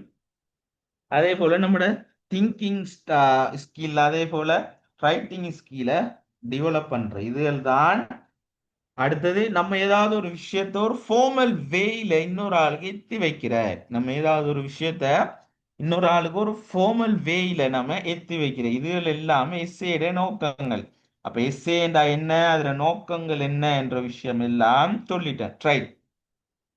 அப்போ மூலாவது எஸ்ஏ என்றால் அதுக்கு முந்தி சொல்றேன் என்று நமக்கு எல்எல்பி என்ட்ரன்ஸ் எக்ஸாமுக்கு ஆர்குமெண்டேட்டிவ் எஸ்ஏ அல்லது ஒரு அனாலிட்டிக்கல் எஸ்ஏ எழுத சொல்லித்தான் கேள்வி வரும். அதான் ஞாபகத்துல வச்சுக்கொள்ளுங்க. Right okay. இப்ப நான் சுருக்கமாக இன் பிரீஃப் என்ன செய்யறேன்டா டைப்ஸ் ஆஃப் எஸ்ஏ. மூலாவது எஸ்ஏ என்ற என்னென்னு விளங்கினா தானே எழுதலாம் என்றதால டைப்ஸ் ஆஃப் எஸ்ஏஸ் நான் சொல்றேன், சுருக்கமாக சொல்றேன். ரைட். அதுக்கு பிறகு ஆர்குமெண்டேட்டிவ் எஸ்ஏயும் அனாலிட்டிக்கல் எஸ்ஏயும் நமக்கு தேவைண்டபடியால் அதை கொஞ்சம் இதை விட கொஞ்சம் டீப்பா சொல்றேன். அதுக்கு பிறகு இந்த உதாரணம் அதில் இருக்கிற உதாரணத்துக்கு இப்படி ஒரு கட்டுரை எழுதுற, கட்டுரைண்ட வானத்துல இருந்து உழுவுறது இல்லை, நம்ம பிட் எழுதி கொண்டு எழுதுறதும் இல்லை, அது ஈஸியாக அடுத்த பாயிண்ட்ஸை கேரி அவுட் பண்ணி எழுதுற உண்டுதான். அப்ப அது ஈஸியா விளங்கி எடுத்துனீங்கடா. சரி, நான் அப்ப முதலாவது நெரேட்டிவ் எஸ்ஏ. அப்ப இதெல்லாம் கொஞ்சம் ஞாபகத்துல வச்சுக்கொண்டீங்கடா. சரி, நெரேட்டிவ் எஸ்ஏ ஏதாவது ஒரு விஷயத்தை பத்தி ஏதாவது ஒன்று ஏதாவது ஒரு கதையை பத்தி ஏதாவது ஒரு பர்சனல் எக்ஸ்பீரியன்ஸை இன்னொரு ஆளுகிட்ட ஒரு ஓர்டர் படி சொல்றேன் ஞாபகம் வச்சுக்கணும்டா. சரி, அதே போல டிஸ்கிரிப்டிவ் எஸ்ஏ. டிஸ்கிரிப்டிவ் எஸ்ஏண்டா ஏதாவது ஒரு நபரை ஏதாவது ஒரு இடத்தை அல்லது ஏதாவது ஒரு பொருளை ஏதாவது ஒரு நிகழ்வை பத்தி என்ன செய்யறேன்டா ஒரு ஒரு ஒரு டிஸ்கிரைப் பண்ணி சொல்ற, வரைவிலக்கணப்படுத்தி சொல்றேன். கொஞ்சம் சொல்ற விஷயங்களும் உங்களுக்கு தேவைப்படுமா இருந்தா சைட்ல எழுதி வச்சுக்கோங்க. எக்ஸ்போசிட்டரி எஸ்ஏ.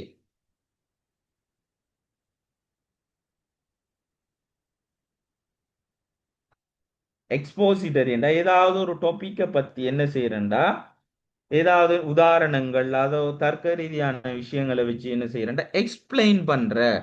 அப்ப அப்படி ஞாபகம் வச்சுக்கிட்டு இதெல்லாம் நமக்கு அந்த ஐடியாவை என்ன டெவலப் பண்ணி எடுத்துக்கொள்றதுக்காகத்தான் என்றதால இன் டீட்டெயில நான் போகல. அதே போல மிக முக்கியமான விஷயம் அனாலிட்டிக்கல் எஸ்ஏ. அப்ப அதை பார்ப்போம், இதில் பார்த்து விட. அடுத்தது ஆர்குமெண்டேட்டிவ், அதையும் பார்ப்போம்.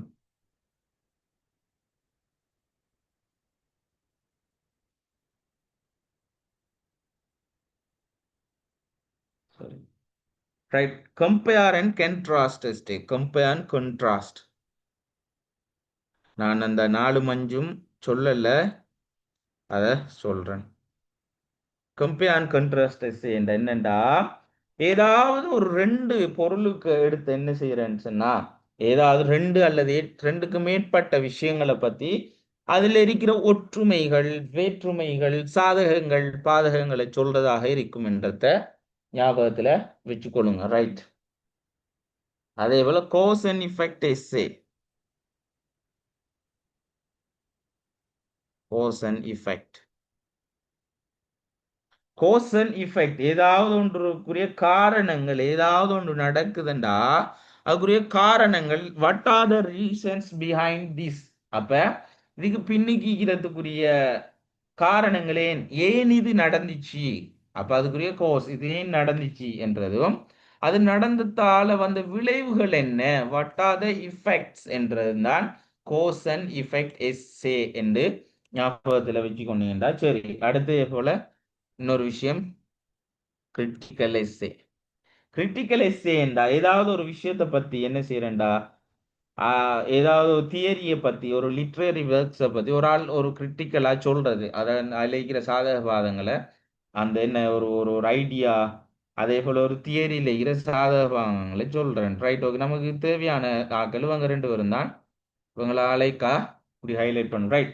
மூலாவது என்ன அனலிட்டிக்கல் எஸ்ஸே என்னன்னு சொன்னா, ஏதாவது ஒரு டாபிக்கை பத்தி அது என்ன செய்யறேன்டா, சின்ன சின்ன சின்ன பகுதிகளாக உடைச்சி, ஸ்மாலர் கம்போனன்ட்ஸாக உடைச்சி என்ன செய்யறேன்டா, டெப்த்தாக ஆழமாக அந்த டாபிக்கை நம்ம அனலைஸ் பண்றது தான் அனலிட்டிக்கல் எஸ்ஸேன்னு ஞாபகம் வச்சுக்கொள்ளுங்க. ஏதாவது ஒரு டாபிக் தந்தா அதை நம்ம என்ன பகுதி பகுதியாக பிரிச்சு என்ன செய்யறேன்னு சொன்னா டீப்பா அனலைஸ் பண்றது என்றதுதான் அதுல இருக்கிற விஷயம்.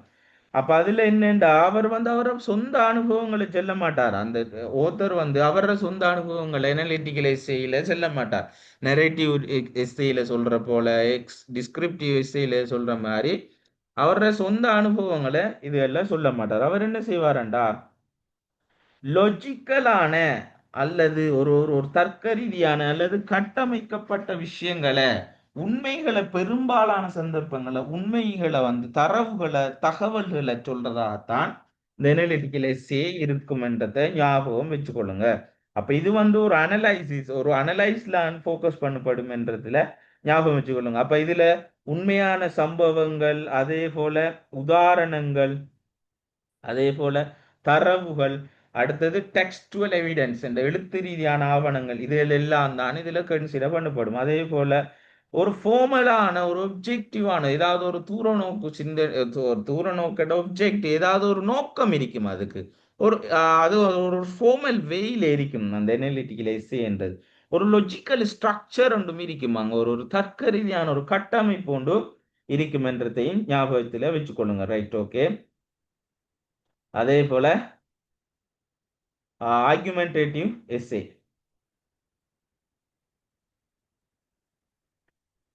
அதையும் கொஞ்சம் பார்ப்போம். Argumentative essay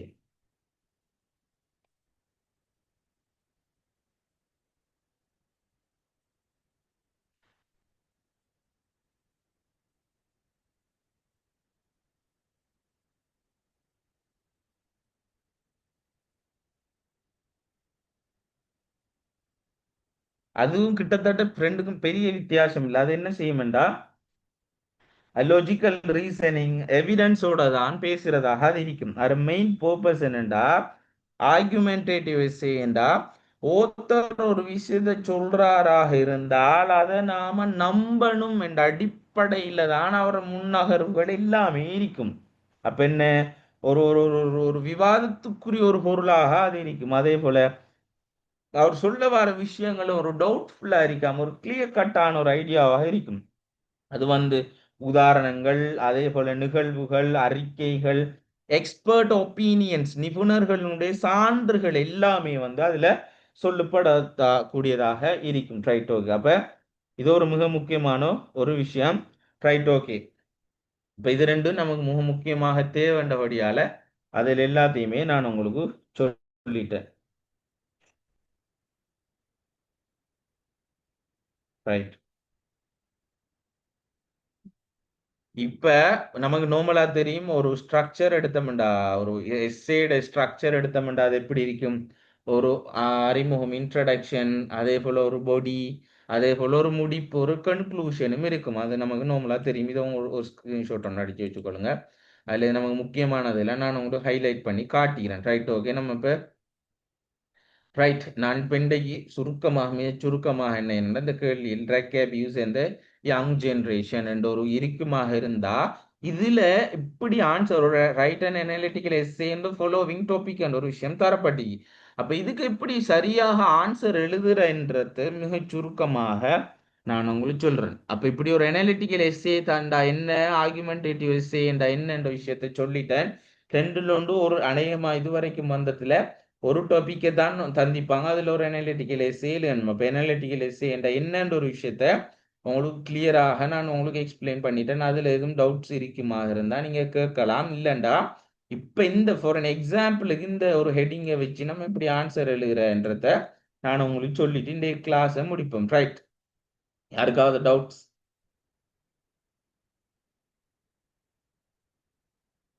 Baba counting start. Right, ஒருத்தரும் இல்ல. ரைட், நம்ம இப்ப பார்ப்போம் drug abuse and the young generation என்ற ஒரு டாபிக். ஒரு ஆள் message no sir. Right, okay.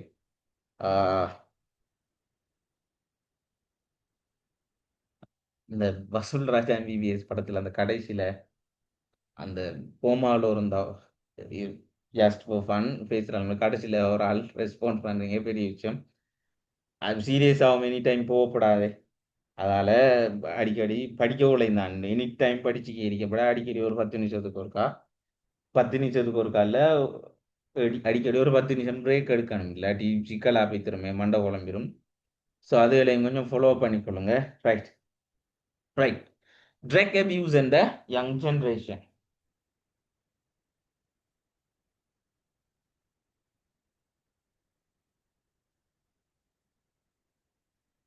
Right. அப்ப ட்ரக் அபியூஸ் இப்ப பேசப்படுற விஷயம் தான் இது.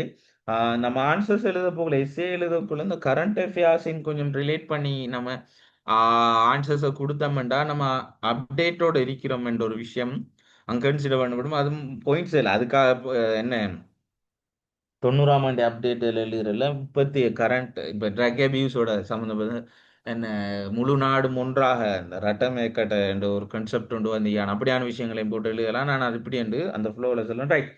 அப்போ ஒரு 10 பாயிண்ட்ஸ் நம்ம என்ன செய்யணும்னா, ஒரு நமக்கு எஸ்ஏ ஒன்று தர எழுத சொல்லிக்கிறாங்கன்னு சொன்னா ஒரு 10 பாயிண்ட்ஸ் அந்த இதுல இருந்து வெளியால எடுக்கணும்.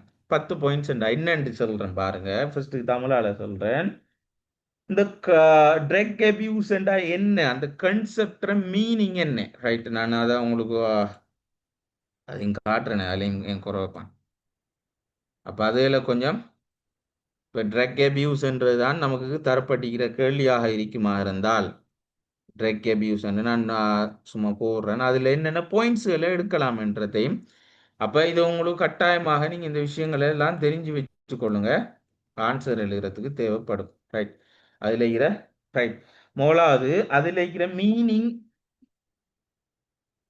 Meaning and concept. அப்ப எப்படி இன்ட்ரடக்ஷன் பார்ட், பாடி, கன்க்ளூஷன் தமிழ்ல இருக்கிற மாதிரி தான், அறிமுகம், உடல், முடிப்பு என்ன மாதிரி தான் அந்த 10 பாயிண்ட்ஸும் இப்படி கோர்த்து எழுதணும்ன்றதுலாம் நம்மளோட சக்சஸ் இருக்கு. நீங்க கிளாஸஸை ஃபாலோ பண்ணினீங்கன்னா போன வரையும் தேவண்டதோட இந்த கொடுக்கப்பட்ட எக்ஸ்பெக்ட் பண்ணின இசையில தான் கொண்டு வந்துச்சு. நீங்க கண்டினியூவா கிளாஸை ஃபாலோ பண்ணினீங்கன்னா அதுக்குரிய இது எல்லாம் செய்யலாம். இப்படி ஈஸியா பாஸ், எல்எல்பி எக்ஸாம் இப்படி ஈஸியா பாஸ் ஆகிறேன்றான். நம்மளோட டாஸ் இங்கிலீஷ் எல்லாம் படிச்சு குந்தி இருக்கல, ஆனால் அதை தெரிஞ்சு கொள்ளணுன்றதுக்காக தான் இவ்வளவு சொல்லிக்கிறேன். ட்ரை. அப்ப மோலா ட்ரக் அபியூஸ் இந்த யங் ஜெனரேஷன் நமக்கு தரப்பட்ட கேள்வி இருந்தா, மோலாது அதண்டா என்ன, ட்ரக் என்ன, அந்த கான்செப்ட் என்ன என்றத மோலாது நம்ம எக்ஸ்பிளைன் பண்ணணும். ரைட், அது கிளியர். ரெண்டாவது பார்ப்போம், ஏன் இளைஞர் சமூகத்துக்கிட்ட ஏன் ரீசன்ஸ், ஏன் இவங்களுக்கிட்ட இது எப்படி வருது, ட்ரக் அபியூஸ் எப்படி இளைஞர் சமூகத்துக்கிட்ட எப்படி வருது என்றதை எழுதணும். அப்ப நான் அந்த ஒரு லொஜிக்கலான ஒரு கனெக்ஷனும் இருக்கின்றதை விளங்கிக் கொள்ளுங்க. நான் தொகுத்து தார இந்த டாபிக்ஸ். அப்ப ட்ரக் என்ன, அதுல கன்செப்ட் என்னன்னு இளைஞர்கள்ட்ட ஏன் இது வருது என்ற எழுதினோம்டா சரி. அப்ப இவங்க என்ன, அவங்க ஒரு புதுமை விரும்பிகளாக இருக்கிறதால, அதே போல அவங்களோட கூட்டாளி மாறாத யூஸ் பண்றபடியால, அடுத்தது இந்த சோசியல் மீடியா இன்டராக்ஷன்ஸ் அவங்களுக்கு அதிகம் இருக்கிறதால, அது ஒரு ஒரு நார்மலைஸ் பண்ணி அதுல காட்டுப்படுறதால, இப்படியான விஷயங்கள் எல்லாம் ஸ்கூல்ல அந்த சூழல் பழக்கப்படுறதால இதுகளால இவங்களுக்கு வருதுண்டு அலாயலி போலாம். Influence of peer pressure on youth. அப்ப அதை நான் சொன்ன விஷயம் தான். அப்ப இன்ஃப்ளூயன்ஸ்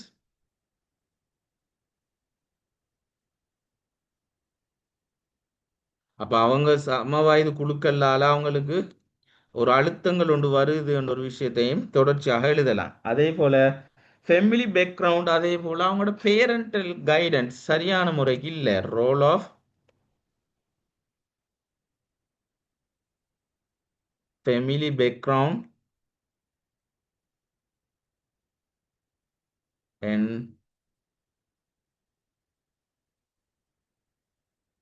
அப்ப அவங்க சரியான முறைக்கு அந்த பெற்றோருடைய வகிப்பாகம் சரியான முறைக்கு இல்லை, அப்படியான விஷயங்கள் எல்லாத்தையும் கருத்துல உள்ள. அடுத்த ஒரு விஷயம், அவங்களோட இப்படியான விஷயங்களால வருது என்னென்ன வழியில இவங்களுக்கு இதால பிரச்சனை வருதுன்றதையும் எழுதலாம். அப்ப அவங்களுக்கு பிசிக்கலா பிரச்சனைகள் வரும், உடல் ரீதியா சோர்வாகுவாங்க, ஒரு தொழிலும் செய்யல, படுத்த எழும்பிய மாட்டாங்க, இப்படியான நிறைய பிரச்சனைகளுக்கு. அதே போல மென்டலியும் அவங்களுக்கு என்ன ஒரு சரியான ஒரு மனநிலையில் இருக்க மாட்டாங்க. அது சோசியல் என்ன பிரச்சனை அவங்களுக்கு, இதால தேவையற்ற மத்த மத்த குற்றச்செயல்கள் கிரைம்ஸ் அதிகரிக்கும். இந்த செக்ஸுவல் அபியூஸ் அதிகரிக்கும், திருட்டு இப்படியான விஷயங்கள் எல்லாம் அதிகரிக்கும். இப்படி இது எல்லாத்தையும் போட்டு எழுதினாலே 400ல 4000 தொட்டுல எழுதலாம். அப்ப அதையும் கொஞ்சம் வெளியினோம்டா சரி. நான் இப்ப அந்த தேவையான பாயிண்ட்ஸுகளை உங்களுக்கு சொல்றேன்.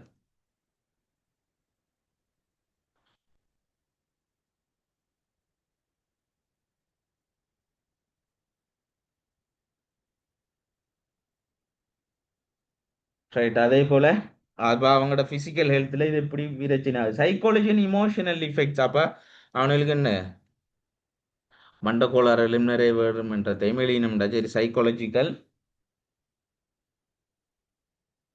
அப்போ உணர்ச்சி ரீதியான பிரச்சனை, உணர்ச்சியல் மாறுபடும், இமோஷனல்ஸ் அவங்க இமோஷன்ஸ் ஆன ஆக்களா இருப்பாங்க, உணர்ச்சிகள் அவங்களுக்கு கட்டுப்படுத்த இயலாம இருக்கும். இப்படியான விஷயங்களையும் எழுதினீங்கடா சரி.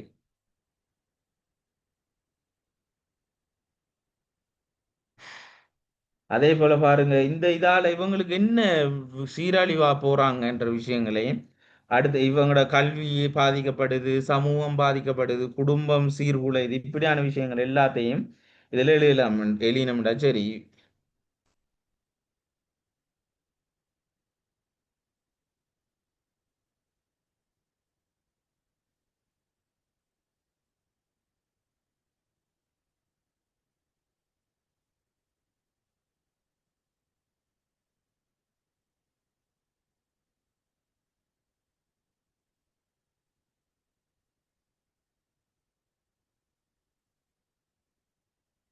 ரைட். அத அடுத்தது, இதால சமூகத்துல என்னென்ன விளைவுகள், வட்டாத சோசியல் கன்சீக்வன்சஸ், இவன்கள் இப்படி நாசமா போறதால சமூகத்துல ஒரு சமூக கட்டமைப்பு சுவராக குலையும். அப்ப என்னென்ன வழியில குலையும், இவங்க சரியான முறையில பாடசாலைகள்ல ஒரு இன்டராக்ஷன் இருக்காது. சமூகத்தில் இருக்கிற அந்த அந்த வயதுக்குரிய வேலை எல்லாம் சரியா செய்ய மாட்டான், தேவையில்லாத வேலை செஞ்சுமா களை எடுப்பானு, இப்படியான நிறைய பிரச்சனைகள் இருக்கின்ற ஒரு விஷயம் இது சொல்லப்படும். அதே போல இவனுகள் இப்படி செய்யறதால என்னென்ன வகையான சட்ட ரீதியான பிரச்சனைகள் இருக்கின்றதையும் எழுதணுமே. இப்போ நம்ம ஒரு சட்டமானவரா அப்புறம் அப்ப அதை சட்டத்தோட கனெக்ட் பண்ணணும் என்ற ஒரு விஷயத்தையும் நான் வெளியினோம்டா legal issues and criminal involvement. இதால பவனலுக்கு என்னென்ன பிரச்சனைகள் இருக்கு என்ற ஒரு விஷயத்தையும், அப்ப இப்படியான பிரச்சனைகள் எல்லாம் இருக்கு. அதே போல அடுத்ததாக என்ன செய்ய போறோம்னு சொன்னா, இதை ப்ரிவென்ட் மெஷர்ஸ், நம்ம இதை எப்படி எல்லாம் இதை தடுக்கலாம் என்று ஒரு கடைசியில ஒரு பாயிண்டா நம்ம ஒரு மிக முக்கியமாக ஒரு பாயிண்டாக அதை எழுதினோம்டா சரி. அதே போல ப்ரிவென்ட் மெஷர்ஸ், அதே போல மத்தாக்கள்ல சமூகத்தில் இருக்கிற மத்தாக்களுடைய ரோல் என்ன இதுல என்றதையும், role of the society and government. அப்ப சமூகம் அதே போல அரசாங்கத்தினுடைய இதில் இருக்கிற வகிபாகம் என்னென்ற விஷயங்களையும் எழுதினோம்டா சரி. அதே போல மிக முக்கியமா 10 பாயிண்ட்ஸ் தேவைன்றதால எழுதிக்கிறேன். இதோட சேர்த்து இப்ப அரசாங்கம் இந்த இதுல இருக்கிற அரசாங்கத்தினுடைய வகிபாகம் என்ன, அரசாங்கம் அதை எப்படி செய்தண்டு, அப்ப அதில் எல்லாத்தையும் எழுதினோம் என்று சொன்னா அழகாக 400 மார்க்ஸ், சாரி 400 வேர்ட்ஸுக்கு மிக தெளிவாக இந்த டாபிக்ல எழுதலாமா இல்லையா? எஸ் ஓனோ யாராவது ஒரு ஆள் சொல்லுங்க அப்போ. இப்படியான நான் சொன்ன பாயிண்ட்ஸ்களை வச்சு 400 மார்க்ஸ்ல செய்யலாமா இல்லையா? ரைட். Okay, very good. அப்ப இது எல்லாத்தையுமே ஒட்டுமொத்தமாக வச்சு நம்ம எழுதினோம்னா நம்மளுக்கு சுட சுட ஒரு 90 மார்க்ஸ் கிடைக்கும். நீங்கள் அதில் worry பண்ணி கொள்றதுக்கு ஒன்றும் இல்லை. There is no second at all, அவ்வளோதான் சொல்லலாம். Right, okay. நான் உங்களுக்கு இந்த கிளாஸில் ஓப்பன் யூனிவர்சிட்டி எல்எல்பி டிகிரி ப்ரோக்ராமுக்குரிய என்ட்ரன்ஸ் சம்மந்தமாக இதில் தேவையான மிக முக்கியமான விஷயங்கள் நம்ம கடைசி பாட்டுக்கு வந்துடும் கிளாஸில். இப்போ இதோட ஒரு 3 மினிட்ஸில் நம்மளோட கிளாஸை வைண்ட் அப் பண்ணுவோம். நான் அப்போ இதில் தேவையான விஷயங்கள் ஆல்ரெடி எல்லாரும் அப்ளை பண்ணிட்டீங்கன்றதால அதில் தேவையான விஷயங்கள் எல்லாம் சொல்லிட்டு அதே போல் எப்படி என்னென்ன மற்ற பாடங்கள் எப்படி நம்ம இருக்கிற டைமில் ப்ரிப்பேர் ஆகலாம் என்ற விஷயத்தையும் சொல்லிட்டேன். அதே போல் நான் சொன்ன விஷயம் என்னன்னு சொன்னால் இந்த பேனல் பற்றி, அதே போல் இங்கிலீஷை பற்றி நீங்கள் சொல்லலாம்ன்ற ஒரு விஷயத்தையும் சொல்லிட்டேன். கடைசியில் யாராவது ஒரு ஆள் சொல்லி ஆகணும். Right, okay. அதே போல் நம்மளோட பேப்பர் ஸ்ட்ரக்சர் எப்படி வரும் என்ற விஷயத்தையும் சொல்லிட்டேன். 3 கேள்வி வரும். அதில் இதுவரைக்கும் வந்து 2020ஆம் ஆண்டு பிறகு இதுவரைக்கும் வந்ததில் 3 கேள்வி வரும். அதில் உங்களுக்கு முதலாவது கேள்வி எப்படி வரும், அதுக்கு எப்படி ஆன்சர்ஸ் எழுதணும், அதுக்கு என்னென்ன ஸ்ட்ராட்டஜிஸை நம்ம ஃபாலோ பண்ணணும் விஷயம் சொல்லிட்டேன். அது கிராமரை செக் பண்ணுறதாக இருக்கும். 2வது கேள்வி ரீடிங் கம்ப்ரிஹென்ஷனோட சேர்ந்ததாக வரும். ரீடிங் கம்ப்ரிஹென்ஷன் என்ன, அதில் என்னென்ன வகையான கேள்விகள் வரும், ரீடிங் கம்ப்ரிஹென்ஷன் கேள்விக்கு ஆன்சர் எழுதுறதுக்கு என்னென்ன செய்யணும் என்ற விஷயம் சொல்லிட்டேன். அதே போல் ஃபைனலாக 40 மார்க்ஸுக்கு எஸ்ஏ அல்லது அனாலிட்டிக்கல் எஸ்ஏ எழுத சொல்லித்தான் இதுவரைக்குமான கேள்விகள் வந்து இருந்துச்சுன்ற ஒரு விஷயம் சொன்னேன். அப்போ அனாலிட்டிக்கல் எஸ்ஏ என்றால் டைப்ஸ் ஆஃப் எஸ்ஏ சொன்னேன். அதில் ஆர்குமெண்டேட்டிவ் எஸ்ஏ வரதையும் சான்சஸ் இருக்கு. அப்போ ரெண்டுக்கும் உரிய வித்தியாசத்தையும் சொன்னேன். அப்போ என்னென்ன அது டீல் பண்ணுன்ற விஷயத்தையும் சொல்லிட்டு எஸ்ஏட ஃபார்மேட்டையும் சொல்லிட்டு இந்த ஹெட்டிங்குக்கு எப்படி ஒரு ஹெட்டிங் கொண்டு தந்தா எப்படி அதுக்குரிய மாதிரியான தயார்படுத்தல ஒரு 10 பாயிண்ட்ஸ் எடுத்து எப்படி செய்யணும், என்னென்ன பாயிண்ட்ஸ் எடுக்கலாம் என்று தரப்பட்ட ஹெட்டிங்கை நான் உதாரணத்தின் மூலமாக உங்களுக்கு மிக தெளிவாக விளங்கப்படுத்திட்டேன். Right, okay. நான் இதுவரைக்கும் சொன்னதில் ஏ டு சட் உங்களுக்கு ஏதாவது டவுட் இருக்குமாக இருந்தால் இல்லாட்டி உங்களோட ஏதாவது ஒரு ஃபீட்பேக்கை சொல்லலாம். வட்ட வெயிட்டிஸ் ரைட் ஓரோங் நீங்கள் யாராவது ஒரு ஆள் சொல்லலாம். செட் பாக்ஸில் போடுங்க. இல்லைன்றாலும் கிளாஸை பற்றின உங்களோட ஃபீட்பேக்ஸ் ஏதாவது யூஸ்ஃபுல்லாக இருந்துச்சா இல்லை சொல்லுங்கள். Thank you sir. எனக்கு நான் பர்சனலா யூஸ்ஃபுல்லா தான் இருந்துச்சு சார். என்னன்னா நான் எனக்கு வந்து நீங்க சொன்ன மாதிரி அந்த எனக்கு தமிழ்ல ஸ்ட்ரக்சர் விளங்காத மாதிரி இங்கிலீஷ்லயும் எப்படி அப்படின்ற அந்த ஸ்ட்ரக்சர் வந்து புரியாம இருந்துச்சு. ஏன்னா எனக்கு இது after O level A level யூனிவர்சிட்டிக்கு பிறகு ஒரு காம்படிட்டிவ் எக்ஸாம், இது ஃபர்ஸ்ட் எக்ஸாம். அதுல ம் எனக்கு ஸ்ட்ரக்சர் நீங்க சொன்ன விதம் அதெல்லாம் புரிஞ்சிச்சு சார். Thank you sir. அதே மாதிரி எனக்கு தமிழ் ஐக்கியூ அதுலயும் கண்டினியூஸா பார்ட்டிசிபேட் பண்ணணும்ன்ற ஒரு ஆசையும் தேங்க்யூ ரைட், ஓகே. நம்மளோட இந்த வே ஆஃப் டீச்சிங் ஓகே தானே? இப்போ உங்களுக்கு சில விஷயங்கள் விளங்காமல் இருந்துச்சு அப்படி ஏதாச்சும்? இல்ல சார், அது கிளியரா புரியுற மாதிரி இருந்துச்சு. ஆனா எனக்கு நாங்க நான் இருக்கிறது நுவரெலியா டிஸ்ட்ரிக்ட் ஹேட்டன் அப்படின்றதுனால மழை பெஞ்சிட்டு இருந்தனால கொஞ்சம் கவரேஜ் சிக்கல் மட்டும் ஆ இடைக்கிச்சு. மற்றபடி ஒன்றும் இல்லை சார். Right, okay. நான் அட்மின்ட்ட சொல்லி அவங்களோட அந்த ரெக்கார்டிங்ஸை போட்டு விட சொல்கிறேன். நான் உங்களுக்கு இஷ்யூஸ் இருக்காது. Right, okay. அடுத்தால் தேங்க்யூ சார், எங்களுக்கு பிரயோசனமா இருந்துச்சு. Thank you sir. Sorry,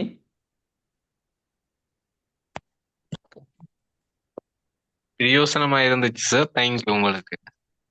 right, okay okay, welcome. வேற யாராச்சும்? ரைட், மற்றாக்களும் கிளியராக விளங்கிங்கன்னு நினைக்கிறேன். Right, okay. நீங்கள் கண்டினியூ பண்ணுறதா இருந்தால் அட்மினை கான்டாக்ட் பண்ணலாம். இது வரைக்கும் நான் சொன்ன விஷயங்கள் எல்லாமே உங்களுக்கு கிளியராக விளங்குமென்னு நினைக்கிறேன். என்னடா என்கிட்ட இருக்கிற மெத்தட் என்னடா நம்ம இப்படி ஈஸியாக இப்படி பாஸ் ஆகணுமென்றதான் நம்மளோட ஸ்ட்ராட்டஜிஸ். அதுக்கு என்னென்ன செய்யணுமென்று தேடி பிடிச்சவங்களுக்கு சிங்கள மீடிய கண்டெக்டிலும் இருக்கிறதால அதுக்குரிய எல்லா ரிசோர்ஸும் உங்களுக்கு இங்கிலீஷ் பாடத்தை பொறுத்த வரைக்கும் சாரி, நீங்கள் அதை ஒரி பண்ணவே தேவையில்லை. ஏ டு சட் எல்லா விஷயமும் இருக்கிற டைமுக்குள்ள நான் உங்களுக்கு தந்து முடிப்பேன் இன்ஷால்லா. Right, okay. இப்போ உங்களுக்கு இது வரைக்கும் ஒரு டவுட்டும் இல்லைன்னு நினைக்கிறேன். இன்றைக்கு சொன்ன விஷயங்களில் நம்ம இதோட இன்றைய கிளாஸை முடிப்போம். நான் ரெக்கார்டிங் ஒருக்கா குரூப்பில் போட்டு விட சொல்கிறேன். Right, okay. நான் கிளாஸஸ் சம்மந்தமான அப்டேட்டுகள் குரூப்பில் போடப்படும். சந்திப்போம். Good night. அஸ்ஸலாமு அலைக்கும் வரஹ்மத்துல்லாஹி வபரகாத்துஹு. Thank you sir. Thank you sir. Night. Right, okay. Can right sir, big thanks sir. Okay okay, welcome. Right, okay. எதுவும் இஷ்யூஸ் இருந்தால் நீங்கள் இந்த வாட்ஸ்அப் இதில் இந்த பிடிஎஃப்ல இருக்குன்னு நினைக்கிறீங்க, அதை கான்டாக்ட் பண்ணிக்கலாம். Right, okay. கிளாஸ் சம்மந்தமான அப்டேட் உங்களுக்கு போடப்படும். ரைட், சந்திப்போம். நைட்.